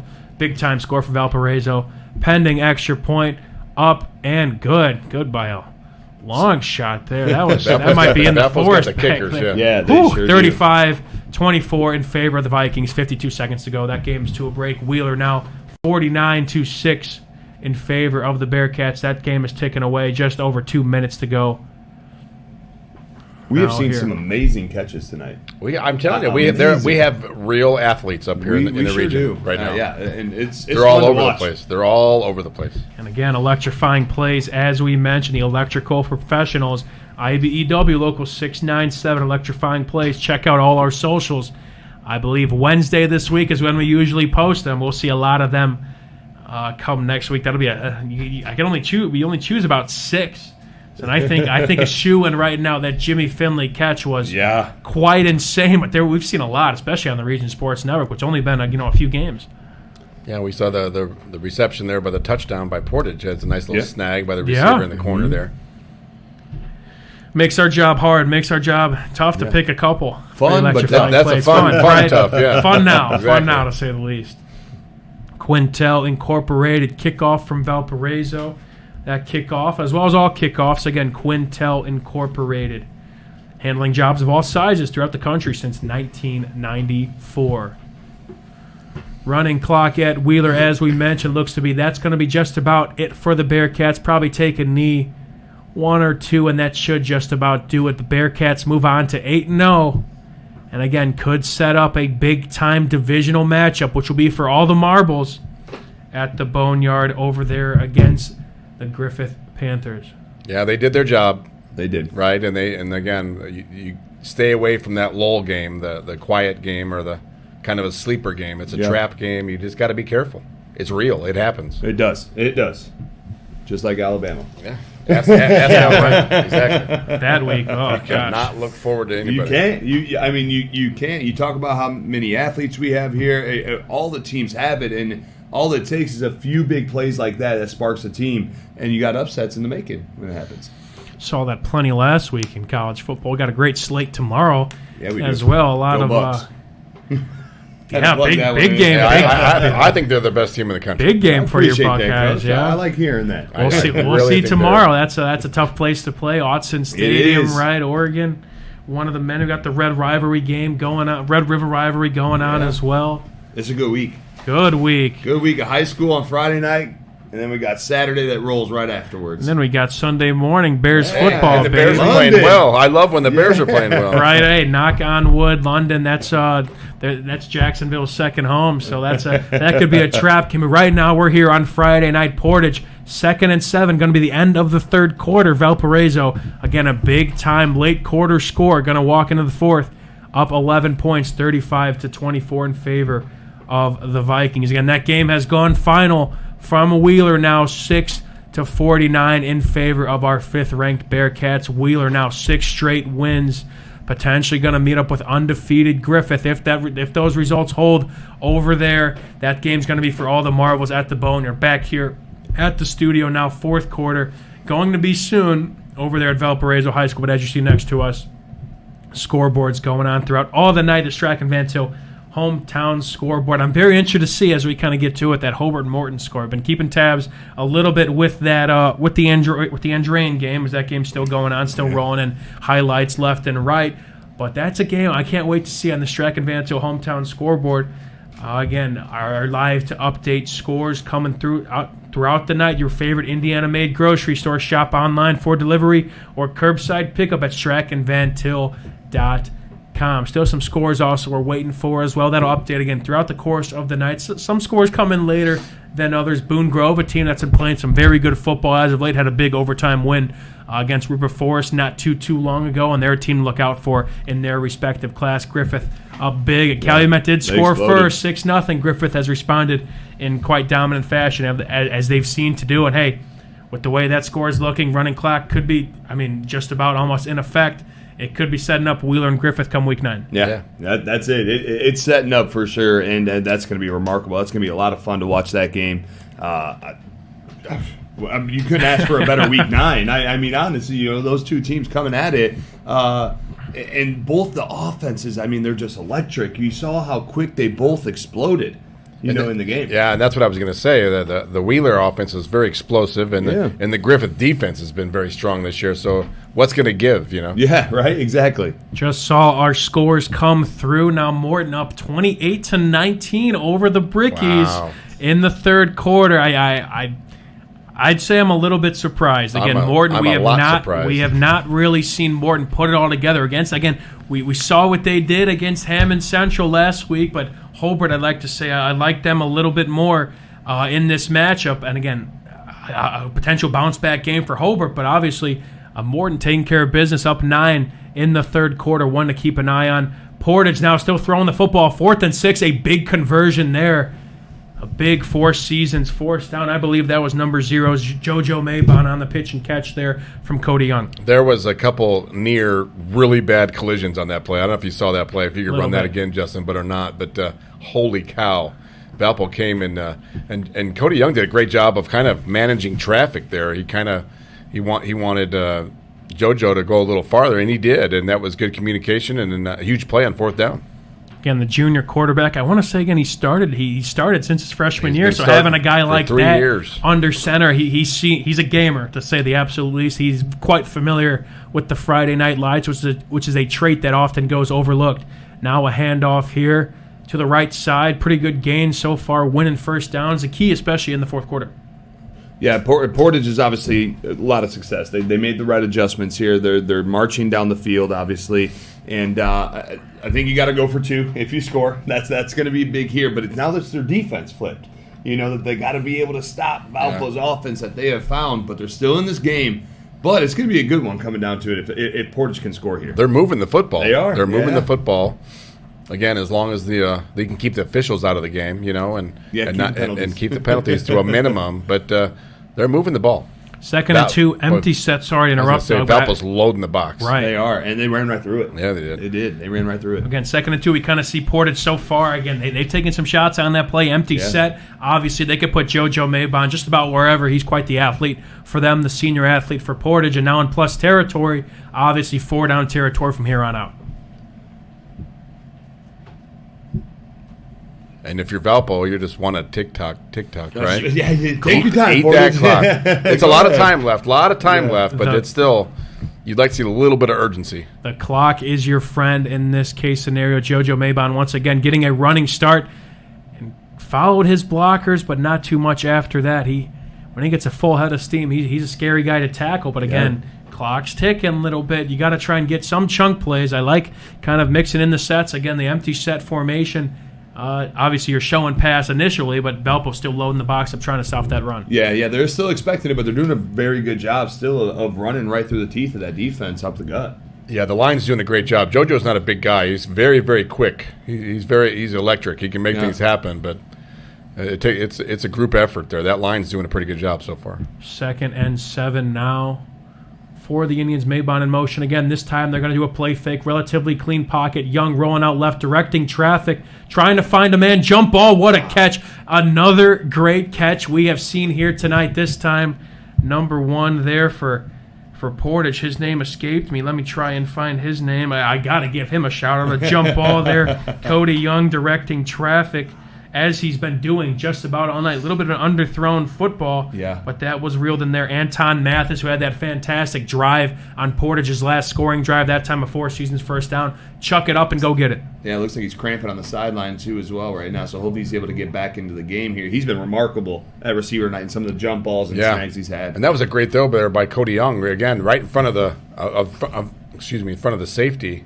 Oh, little lob. High point ball broken. Slightly underthrown. He had him, too. Yeah, you want to throw that to that pylon there. A good pass breakup nonetheless. We got some highlights rolling in from Hanover and Andrean. As we see here, Andrean back with the football. Just about 7 minutes to go. Looks to be a 1st and 20 with the scoreboard.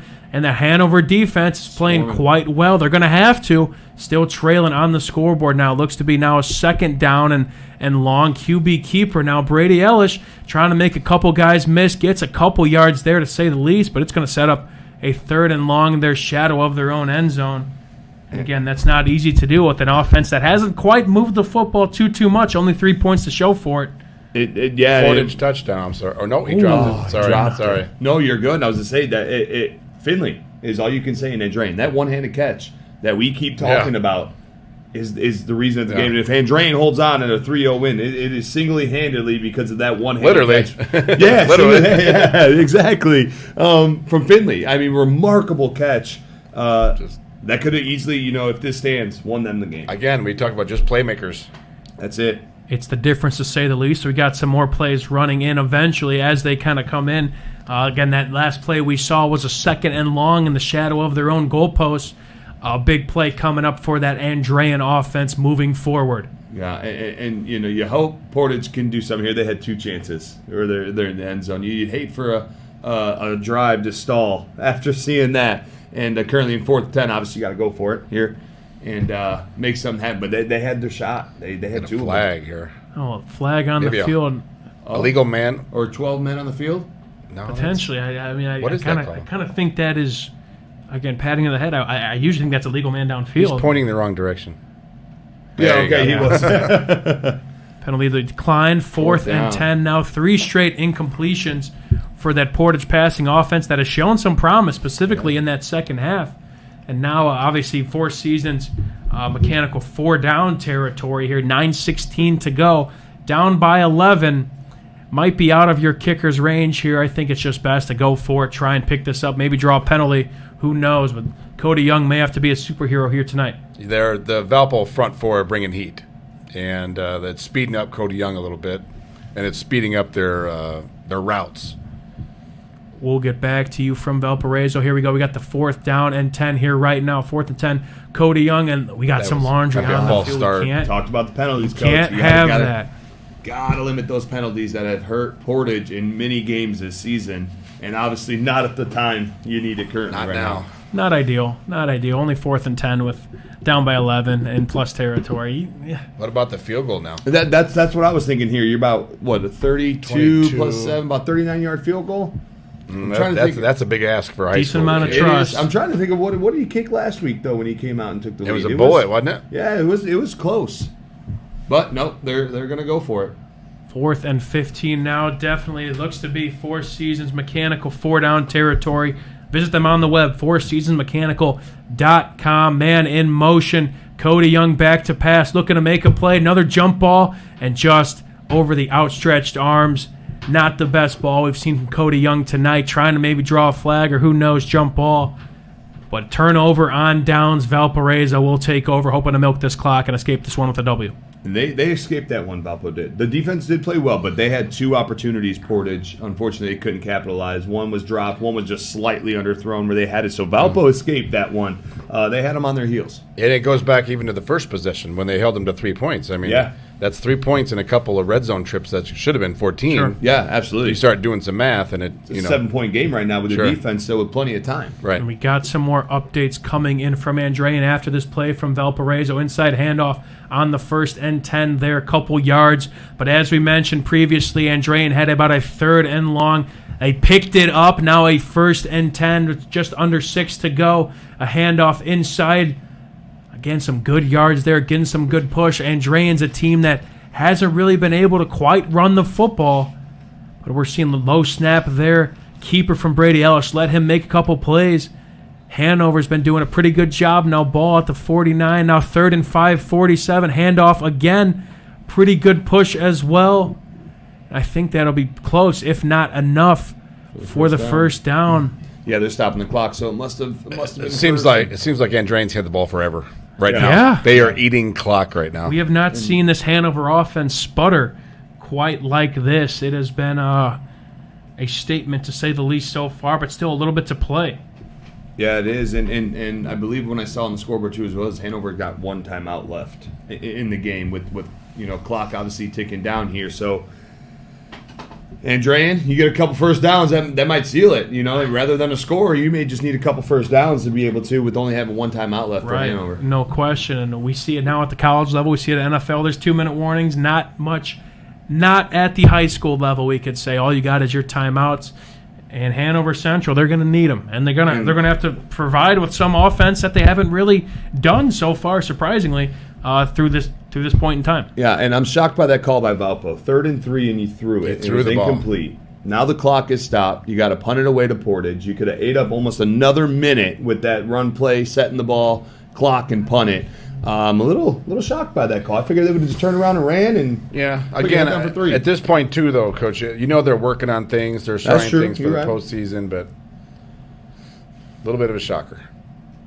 4th and 3 now, still under 8 minutes to go. This is, looking at the down and distance. Looking at the time we have left in the game, it's like, those opportunities that are squandered again. You look at the first drive of the game where they had that. Again, the short field, the Portage momentum on your side, and you kick a field goal, and those become the deciding factors in 11-point games like this. And now we get another flag on the field. And it might be on sportsmanlike, too, as well. It looked like something came in late. We'll have to get word of that back here at the studio. As you see next to us, scores coming in from our hometown scoreboard, courtesy of our friends at Track and Van Til. Some games coming to a close, as you kind of see some teams getting out to big leads. One of the games that came to a close on the Region Sports Network, the Wheeler Bearcats move against 6-game winning streak, moving to a highly anticipated Week 9 matchup against Griffith. They at least clinch a share of their division title, hoping to make it outright. Same with Griffith as well if they get the job done here today. And it was unsportsmanlike. That's another penalty that's really hurting Portage. It just seems when times kind of get tough a little bit, the penalties follow for Portage, and they just kind of shoot themselves in the foot. It's just self-inflicted. It's just not necessary. You could probably go back and look at their game film, the games that they've lost, and say, okay, there it is, or there it is. There's a big play. But those are the details. Those are the details that win and lose close games. And now Portage will start with the football.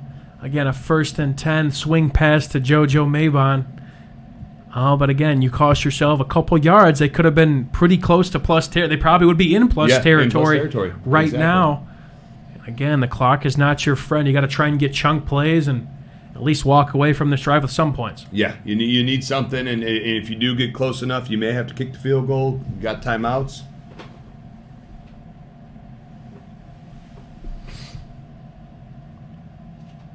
Yeah, the clock's your enemy here. You need to move quickly. A little urgency, a little pump. Oh, way to move your feet and make things happen. What a play, Cody Young. He's got some green space in front of him. He's got a lot of room. Hello, Cody. He might have just stepped out. I think he did, but that's the score. Wow, that's a big play. That's the chunk play you need for Portage. Cody Young, quite the athlete, baseball player as well, to my knowledge. I bet he does one or two other things. I could only imagine with that speed we saw there. I think we got some more updates coming in from Hanover Central and Andrean potentially. Again, a game that's kind of coming down to the wire. We'll get to that very, very shortly, but a big play from Portage and Cody Young, the quarterback, scrambling to the right side. Matt wasn't a designed run, making a play, making something out of nothing. Now 1st and goal to go for Portage, who I think has to score a touchdown. You have to. You got to maximize. You are 8 yards out. In the red zone again. It's almost like you had to burn a timeout? Oh, that's not good when you're down 2 possessions.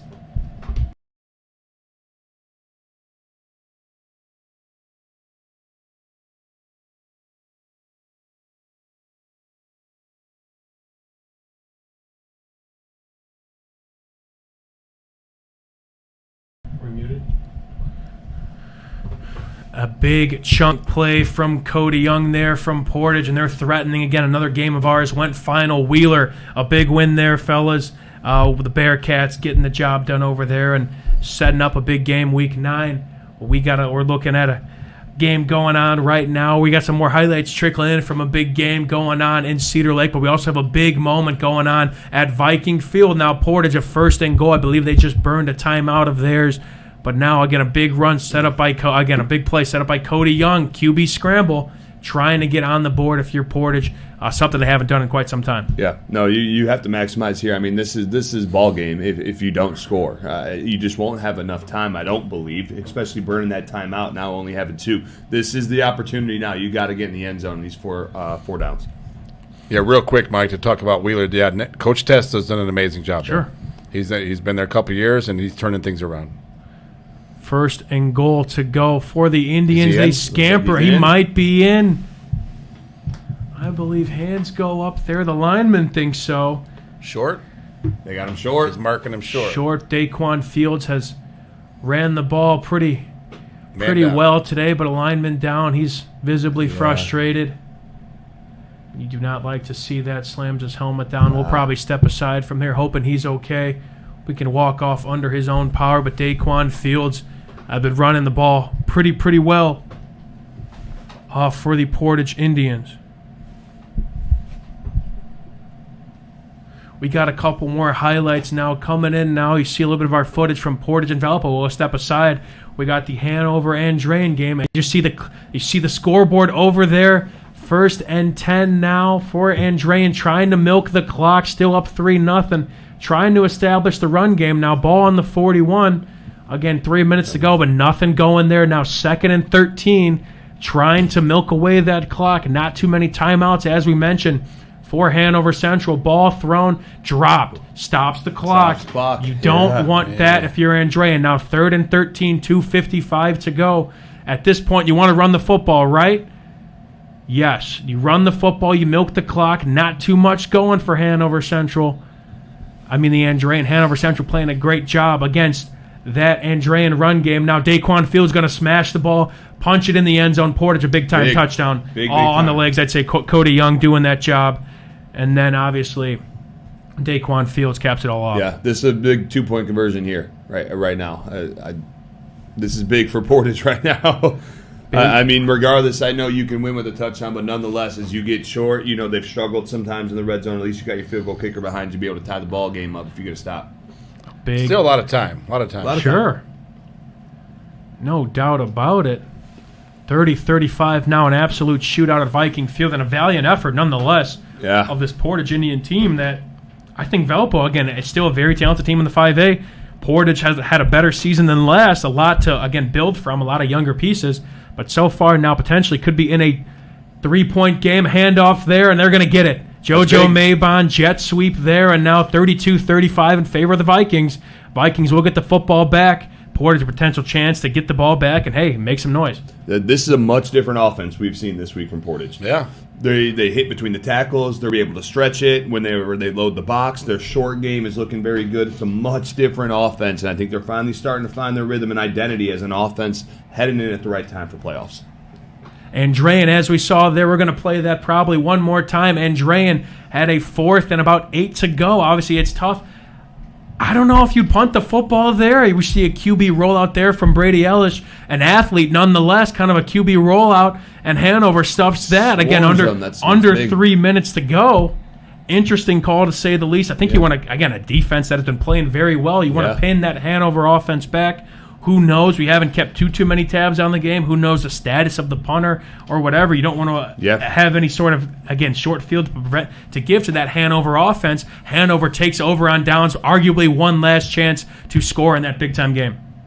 That's all it takes. Again, if you would have told me it was 3-0, I would be crazy. But I think both teams can score the football, and a long way to go. Valiant effort from, this Andrean defense that's been playing very well so far. One final test. Again, who's going to stand tall in a money drive like this? Hanover Central will keep you posted. A chance to eventually either tie or take the lead in a game that has so much big NCC implications, of course. In that, again, Hanover Central wins that game. They win the title outright. Andrean with the win gives themselves a chance at a tie within that conference. If Hanover loses, they need some help if they want to still have the outright title. Quintel kickoff now at Valparaiso. And a big return, another big chunk play from Valparaiso, getting into plus territory. It seems like every time Portage claws their way back, scores a touchdown, Valparaiso finds a way to get a chunk play and turn the tide on them. Great return. It was like a squib kick. It's like a pooch squib kick, yeah. little shocked to see that rather than, kicking it deep. But nonetheless, that's how you want to answer with Valpo. Get back down in your territory. Great return. Run the ball. Eat some clock. Hopefully you can score. But we've seen Portage time and time again, this defense really step up when needed. Yeah. Again, if you're Valpo, run the ball. Run the ball. Eat some clock. I was about to ask, what do you do here if you're Valpo? Run the ball. You chew that clock, and I couldn't agree more. We got some highlights coming up after this. 1st and 10 now for Valparaiso, and as you mentioned, run the football, and they do just that. Get out of bounds, but again, I think a 1st and 10 there, we'll take it. Yeah, absolutely. That's a great run. Cut back to the weak side, great vision, climbing the mountain, first down, move the chains, what you want. 4 seasons, first down, but more importantly, we got some couple highlights coming up. 1st and 10 now for the Wildcats. A money drive here, 2:44 to go. Looks like Bonner. Reverse, a little bit of trickeration. So far, looks to be a decent start for that Hanover offense, trying to get something going. Yeah, you said it had to be a gadget play, right? Yeah, that's it. That's right. 2nd and 4 now, an inside handoff. Caden Verrett, haven't called his name quite much, but a big run there, a big 1st and 10 now for the Wildcats. Yeah, the backstop obviously against the wall with no timeouts. Getting out of bounds there was smart. And some big chunk plays. Just over 2 minutes to go. 1st and 10 now on Andrean's 45. Bonner back to pass. Over 2 minutes to go. Scrambles out to his left. Trying to make a play. That ball's going to sail out of bounds. 2nd and 10 now. Ooh, that game's a nail biter. Yeah, wow. yeah. But just to see 0 next to Hanover Central, though, is just is bizarre. Insane. That's been a while. It's been a long time. We got a scoreboard update from the man upstairs as well. Hobart and Morton knotted up at 34. Saxonelli coming from upstairs. As Kellen Hosick, a QB keeper, looks like he's going to scamper into the end zone very, very quick. Almost too quick, but nonetheless, Valparaiso scores once again. This offense is showing the points, showing that they could score points like they did in previous games. It's good to see this offense wake up, but Portage, again, it's 1 step forward, 2 steps back, it seems like. Yeah, no, absolutely. Portage scored pretty quickly, though. Last drive, that's exactly what you're going to need here. You're still in the ball game. You got 2 timeouts left, too, if you can score pretty quick. So, again, though, Valpo defense has struggled with that, giving up big chunk plays, too. So, this is still a ball game. Still a ball game. Andrean was last shut out in 2018. Andrean or Hanover? Sorry, Hanover Central. Hanover Central. Wow. And that was against Whiting, a 61-0 beating by Whiting. Back here at the studio. That's quite the That's nugget there from Coach Nelson. 2018, 6 years. Wow. And then Whiting, too, a little bit of a shocker, too. Of course, a program that has had some very good years, to say the least. But, again, still looking to be on the come-up. But Whiting, of all teams, they've had some great teams again in the past, like we mentioned. But Hanover, uncharted territories.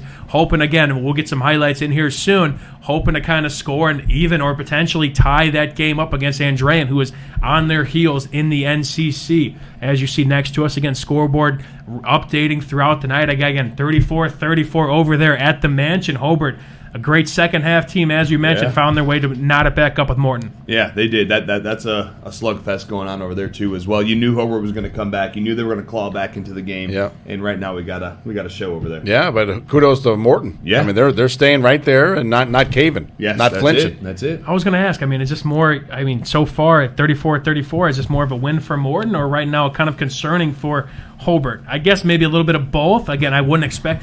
Again, personally, I wouldn't really expect Morton to kind of be in this game. I know they're talented and they're competing so far, but again, for Hobart, a bounce-back game, a talented team. That they've been very talented and played some great football these past few weeks. 34-34, interesting spot. We'll see how that game transpires going to the final frame. Yeah, I think it's a testament to they're hitting their stride. Sure. They're starting to climb that mountain to hit peak, right before playoffs, and then they finally found some things that work for them. Oh, and that was a hit. That was a big hit. A Quintel kickoff finished off with a big hit there. Ooh, that was a hit.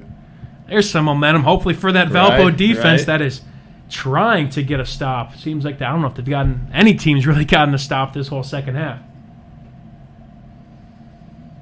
See, Porter's got to score and score quickly. Yeah, very quick. And they've proven they can move the ball. Yes. Again, their last touchdown, Daquan Fields, but set up by a big-time Cody Young QB scamper, showing he could do it with his legs as well as his arm. But they'll take whatever they can get now. Down 10 points, 5:18 to go.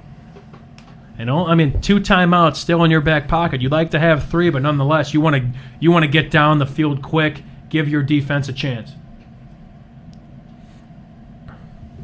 Justin is working harder than anybody on the planet right now. Oh, yeah. He's the man. He is the man. Yeah. His fingers going everywhere, touching buttons, Yeah. making sure everything looks good. He needs some. He's Mr. Carpal Tunnel. There's no question he will have carpal tunnel one day.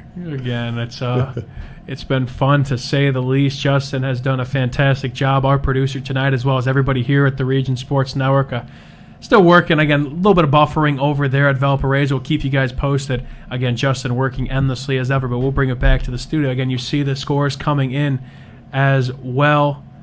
We'll get back. It looks like still working on that Valparaiso stream here, trying to get it live. But again, scores coming in. We're still waiting for us a couple highlights from that Hanover-Andrean game. Again, a game that if Hanover were to find a way to score a touchdown and walk away, they clinched the NCC title. Andrean still trying to stay in the mix. Who knows? Again, late fourth quarter, Hanover has a chance to tie or take the lead. One can only see, a position they are quite unfamiliar with. Yes. An offense really not doing anything tonight. Yeah. No, I agree. Seeing that zero is crazy, that explosive offense over there.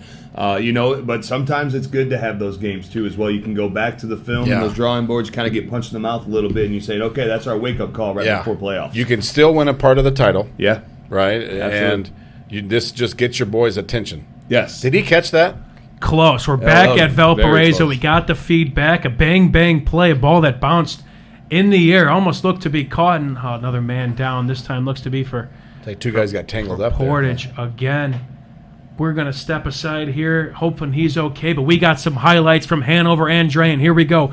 3rd and 4, under 2 minutes to go. Money down here, ball on the 40. Bonner back to pass, looking for a deep shot just over the outstretched arms. I believe that was their stud receiver, Rocco Bartolomeo. Crowd is on their feet. I believe that's a Nathan Laird sighting I see over there. There he is. The man, the myth. But we turn it over now. 4th and 4, 1:29 to go. This is it, ladies and gentlemen. Thomas Marsh with the shot here.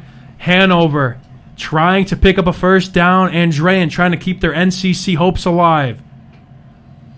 Bonner back to pass. Looking deep shot on 4th and 4. Jump ball broken up. Andrean looks to escape from this one, keeping their NCC title hopes alive. The sideline going crazy.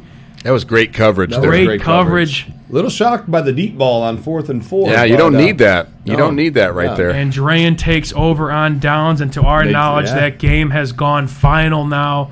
Andrean walks away 3-0. Not the highly anticipated script we might have expected from a game like this, but Andrean keeps their title hopes alive. They will move on to Lowell next week. That's going to be a fun one. As you see here, 2nd and 11. Andrean's going to put a bow on this one. Victory formation. No better formation to be in. No, you are right about that. That's absolutely right. Clock winds down. A little bit of a shock from Hanover, a place that they've been very dominant at Cedar Lake, their new digs over there, and it was ugly. But Andrean, they'll take it. It was. That's a good win for Andrean, though. If you're going to lose right now, though, now's the time, too. And like I was talking about, going back to the film and seeing what happened, mistakes, clean things up. You get that punch in the mouth right now. Sometimes you see him come out that next week fired up and take care of business. Yeah, you're still got a chance to win the conference, like we mentioned, and you still get the plaque. But now it's like the coach's dream. Now you got their attention. Yes. We can't look past anybody. Right. On any given night, anything can happen. And again, good teams like that, which, it's kind of like I wouldn't mind a punch in the mouth. Wouldn't hurt, I'd say. A punch in the mouth, again, it stings to lose the outright NCC title like that, but it gets you ready for the playoffs. Hey, because not every game is going to be decided by halftime. You're going to have to play 4 quarters, and it's going to be a learning opportunity for that Hanover squad. But kudos to Chris Skidder and everybody over there at Andrean. It's going to be a party over there at 59-59 tonight. It sure is. And Portage moves the sticks here, so they had their backs against the wall. A nice QB scramble again, making plays with his feet and moving the chains and keeping them alive. Yeah, making things happen. Cody Young's he's growing up. He's growing up. Keeping them in it. We got 3 awards to hand out for these games, one of them being at least a blue-collar player of the game, presented by Boilermakers Local 374. Cody Young might be that guy for this game. He is showing some poise, the junior tonight. Empty set, 1st and 10, a 4 seasons first down. just picked up there. Now back to throw. Another deep shot there. Look to have a man. It's going to be caught. Another chunk play there for Portage. They just got some receivers that can go up and go get it. I'll tell you one That's thing. like the fourth different guy that has made plays. You are right. Before this game started, if you told me there was going to be 70-plus points scored, I would have told you no way. Yeah. Not a chance. And there's potential for more. Yeah, So. and I know Valpo's been giving up points all year, but that's a lot. Now we got a flag on the field of passing interference. You decline That's that. a decline that. one. We'll take that as well, but that was caught by number 11, I believe. I think that was Walter Mabon. There's two number 11. This is the worst with these bigger schools. There's two number 11s listed, both at the same position. Trevor Small as well could have been a potential recipient of that pass. I wish we were at the game. But nonetheless, either one of those players, a great play, to say the least. A good ball by Cody Young, now 1st and 10 here for Portage. Oh, nice spin move. But not much going there. The Valparaiso defenses. Yep. I thought they would have maybe taken a shot to the end zone, try to score something real quick, 20 yards out on that one. But nonetheless, obviously, you still got plenty of time. But I think one of these plays got to go to the end zone here. Yeah. If you don't get there, do you kick the 3? Do you go for the? Because you're only down 10 right now. Yeah. Just a thought. Yeah, that's a very good question. Portage now, I think, still 2 timeouts, so it wouldn't hurt, I'd say, to kick it.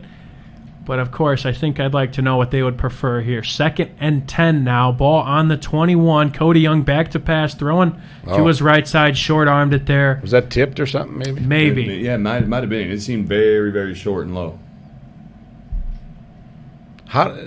Look at the scoreboard now. It's Track and Ventil scoreboard update. Bremen came back to beat Knox. Wow. That's quite the upset. 38-46, I believe I saw. The Lions. And Knox was up big at one point. And Knox is very highly ranked. Took their foot off the gas, I'd say. We'd have to double-check that. It's accidentally doing our scoreboard tonight. Again, final from Hanover Central. Andrean stays alive in their conference, 3-0. Maybe an upset, whatever you may call it, who you may ask. An upset over there nonetheless at the Lake Show.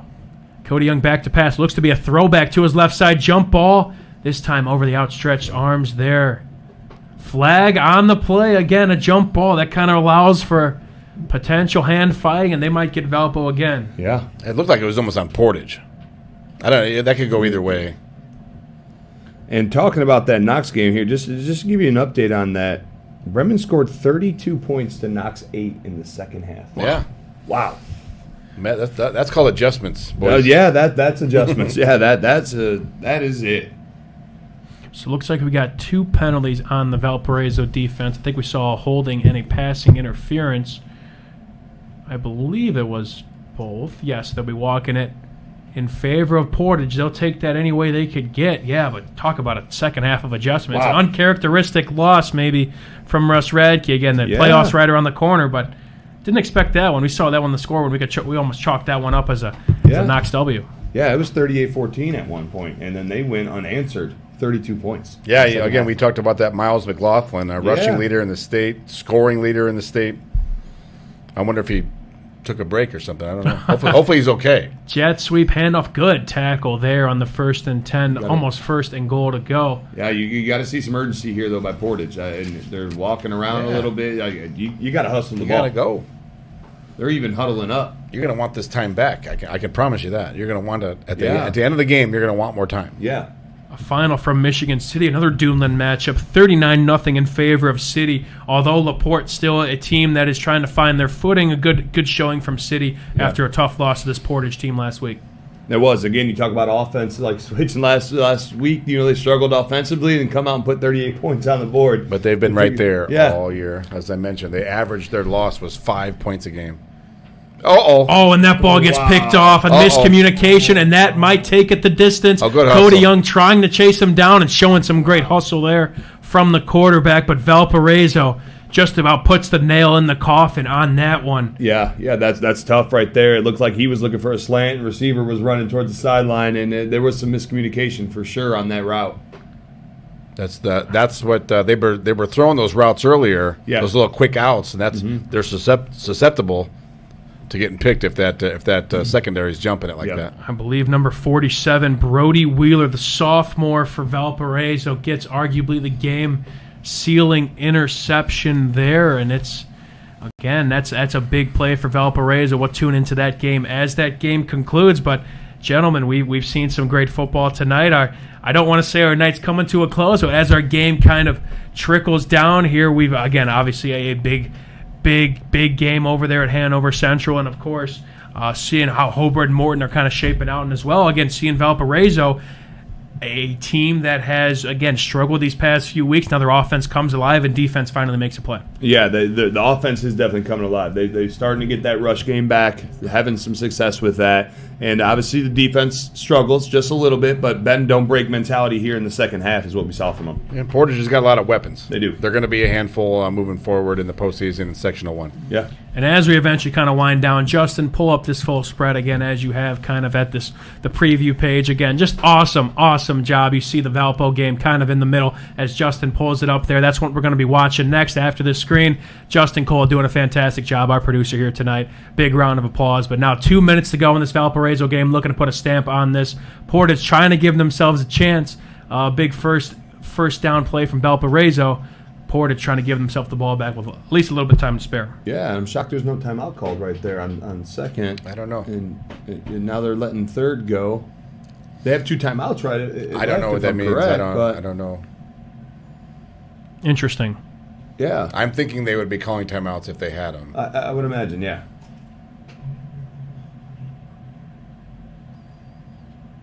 Again, the clock's your friend. Yeah. Keep the clock Yeah, going. they're eating it. They know what they want. Yeah. Interesting. So both teams have something to build on.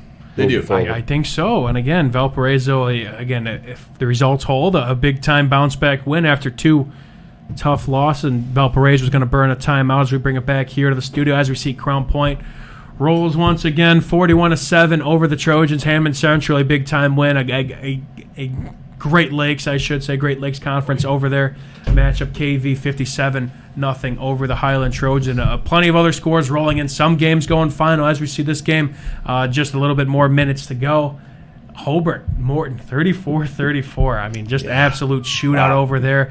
We'll kind of wait till that game transpires. But more importantly, again, we'll talk it all over on the RSN wrap-up show. It'll be myself and Doug Nelson taking you guys home. But, gentlemen, it's been a fun night. We still got some football to go, but I mean, kind of recapping all this, again, a lot of games we saw. Of course, the highlight probably that NCC Slugfest. Yeah. But more so, we'll talk about our 2 games at first we had going on here in Region Sports Network. We'll start with Wheeler and Whiting. Again, obviously a game that favored Wheeler a lot, a team that threw the football around. Caleb Klimzak did a fantastic job, as he always seems to do, and they rolled over Whiting. Talk to me. Of course, Whiting, a program still looking to find their footing, first-year head coach, build their culture up, get the players out there, but Wheeler clicking on all cylinders right now.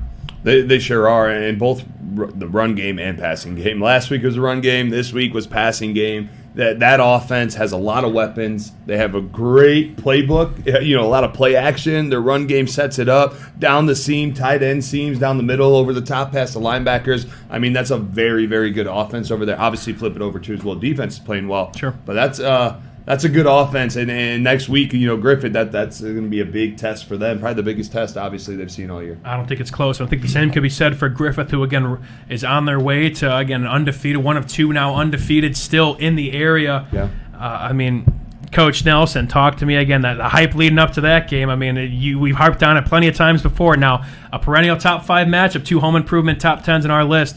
That's what region football is all about. And again, both you guys could speak on this, but the Griffith community coming together now. It's going to be a packed house at the Boneyard. Yeah, the Griffiths will be up in arms next week, but they're playing great defense and they're scoring the football. What else could you ask for? And Coach Mason will have them ready and his staff, and it'll be a good one with the talent of and playmakers of Wheeler along with the defense of Griffith. It's going to be fun. Agreed. I got some pictures tonight of the Boneyard in the stands, and everyone was standing. No one was sitting. It was packed. There was people along the fence. I'm telling you, this whole town is behind this team, and it's going to be rocking next week. No doubt about it. When Wheeler comes down. Scoreboard update from the man upstairs. Hobart jumps out in front, 41 32-34. I think still in the third quarter is what the man Zach Sinelli says.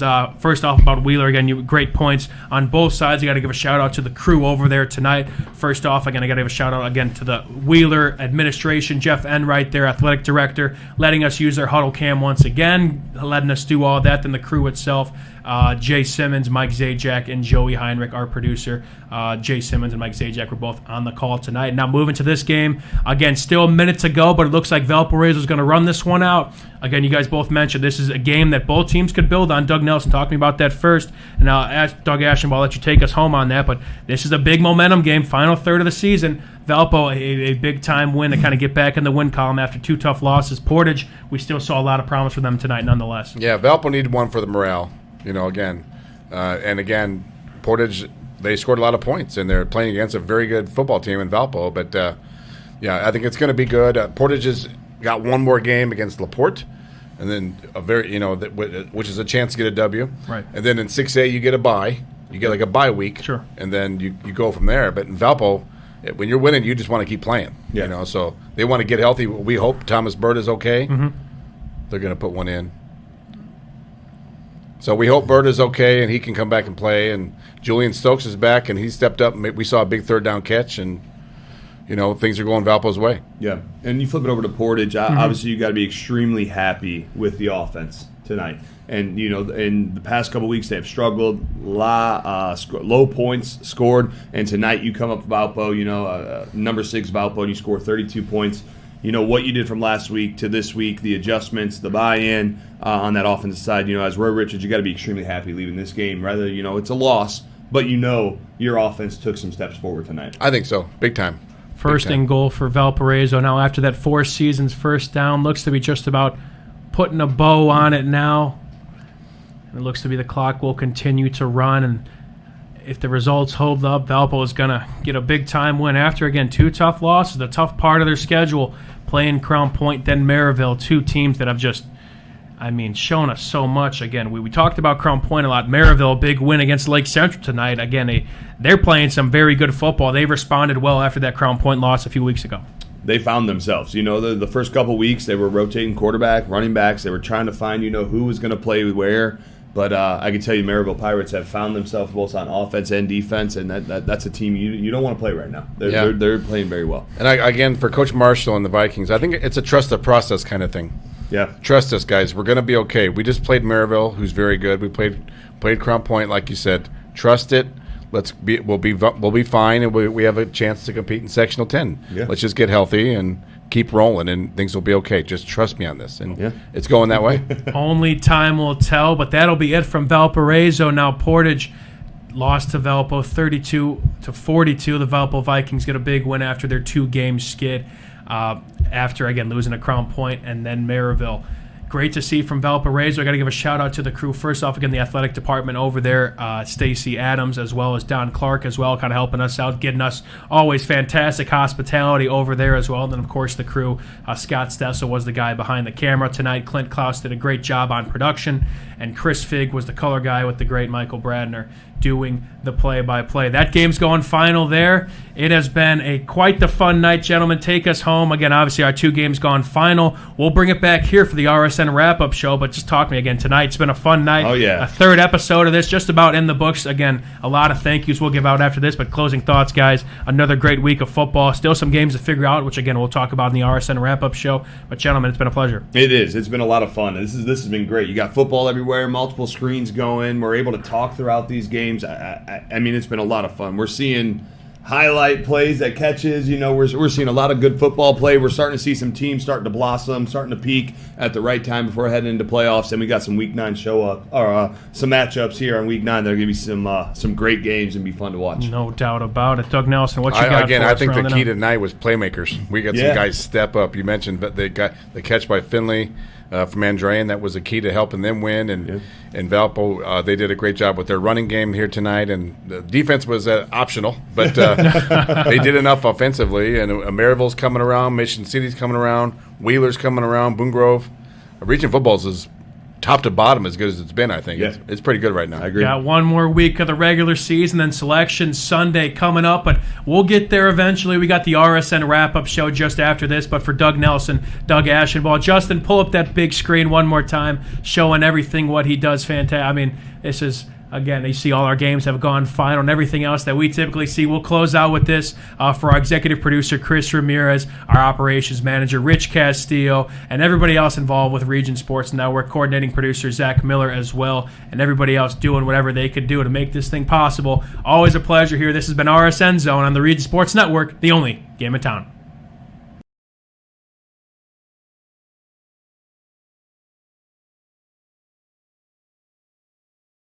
Have you checked out Send to Your Bank's student checking account? This no-fee checking account is perfect for students and teens ages 14 to 24 and comes with all the features you need to succeed, such as a debit card, digital banking, and automatic deposit. Send to Your Bank can help you start establishing good spending habits today for your better tomorrow. For more information, visit sendtoyour.com/student-checking or visit your local branch. If you are under the age of 18, your parent or guardian must also sign on the Send to Your student checking account. At the age of 25, your account will automatically convert to the Send to Your checking account. You must deposit $25 to open this account. This account is not eligible for overdraft advantage. Member FDIC.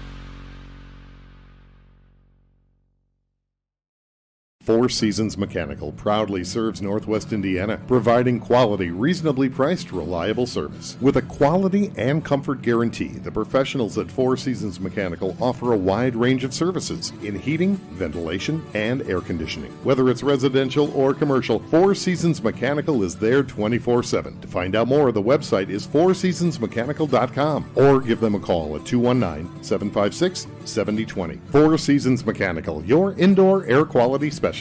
Earn while you learn from the best hands in the business. The Bricklayers Allied Craft Workers for Indiana, Kentucky Apprenticeship. That's right, this is a paid apprenticeship. I'm getting an education while learning a trade and getting paid for it. The thing that surprised me the most about this apprenticeship program is the respect I've received after the proper time and training. Classes start soon, so apply now. There are training centers throughout Indiana and Kentucky. We are the Bricklayers and Allied Craft Workers for Indiana, Kentucky Apprenticeship. The best hands in the business. Flip the switch, a light turns on. Press the button, machines and instruments come to life. Touch the screen, communicate with the world. Simple tasks, guaranteed results, every second of every day. That's the power of power. And that's the power brought to you by the NECA contractors and electrical workers of Local 531. We love home internet from T-Mobile. Oh, now Mesh boosts Wi-Fi all over your home. Taking a class in your attic, that dead spot is gone. Stream ballet in your man cave, learn to paint on your lawn. He's glorious. And now on the road, you can take T-Mobile Wi-Fi with you. Hey, stay connected and watch what you'll do. Better Beef of Indiana. Hormone-free, locally raised, and locally processed beef. Better Beef of Indiana is located in Valpo at 2600 Beach Street, where you could buy individual cuts of beef completely raised in Hebron. From single pounds of ground beef to filet mignon, Better Beef of Indiana has it all. Visit their website at betterbeefindiana.com. Follow them on Facebook or call the owner, Kevin, directly at 219-508-5797. Better Beef of Indiana, where quality meets value. Blythe's Team Sports in Valparaiso is a leader in athletics apparel and equipment sales. With in-house production including screen printing, trophies, embroidery, and more, Blythe's can help you to create the perfect look. For more information, visit them online at teamblythes.com. Blythe's Team Sports in Valparaiso, where the athletes shop. Some see a student athlete working hard in the weight room. We see a future leader learning there are no shortcuts to success. Some see a start to a swim meet. we see the starting blocks for life. Proud to keep education in front of athletics since 1903.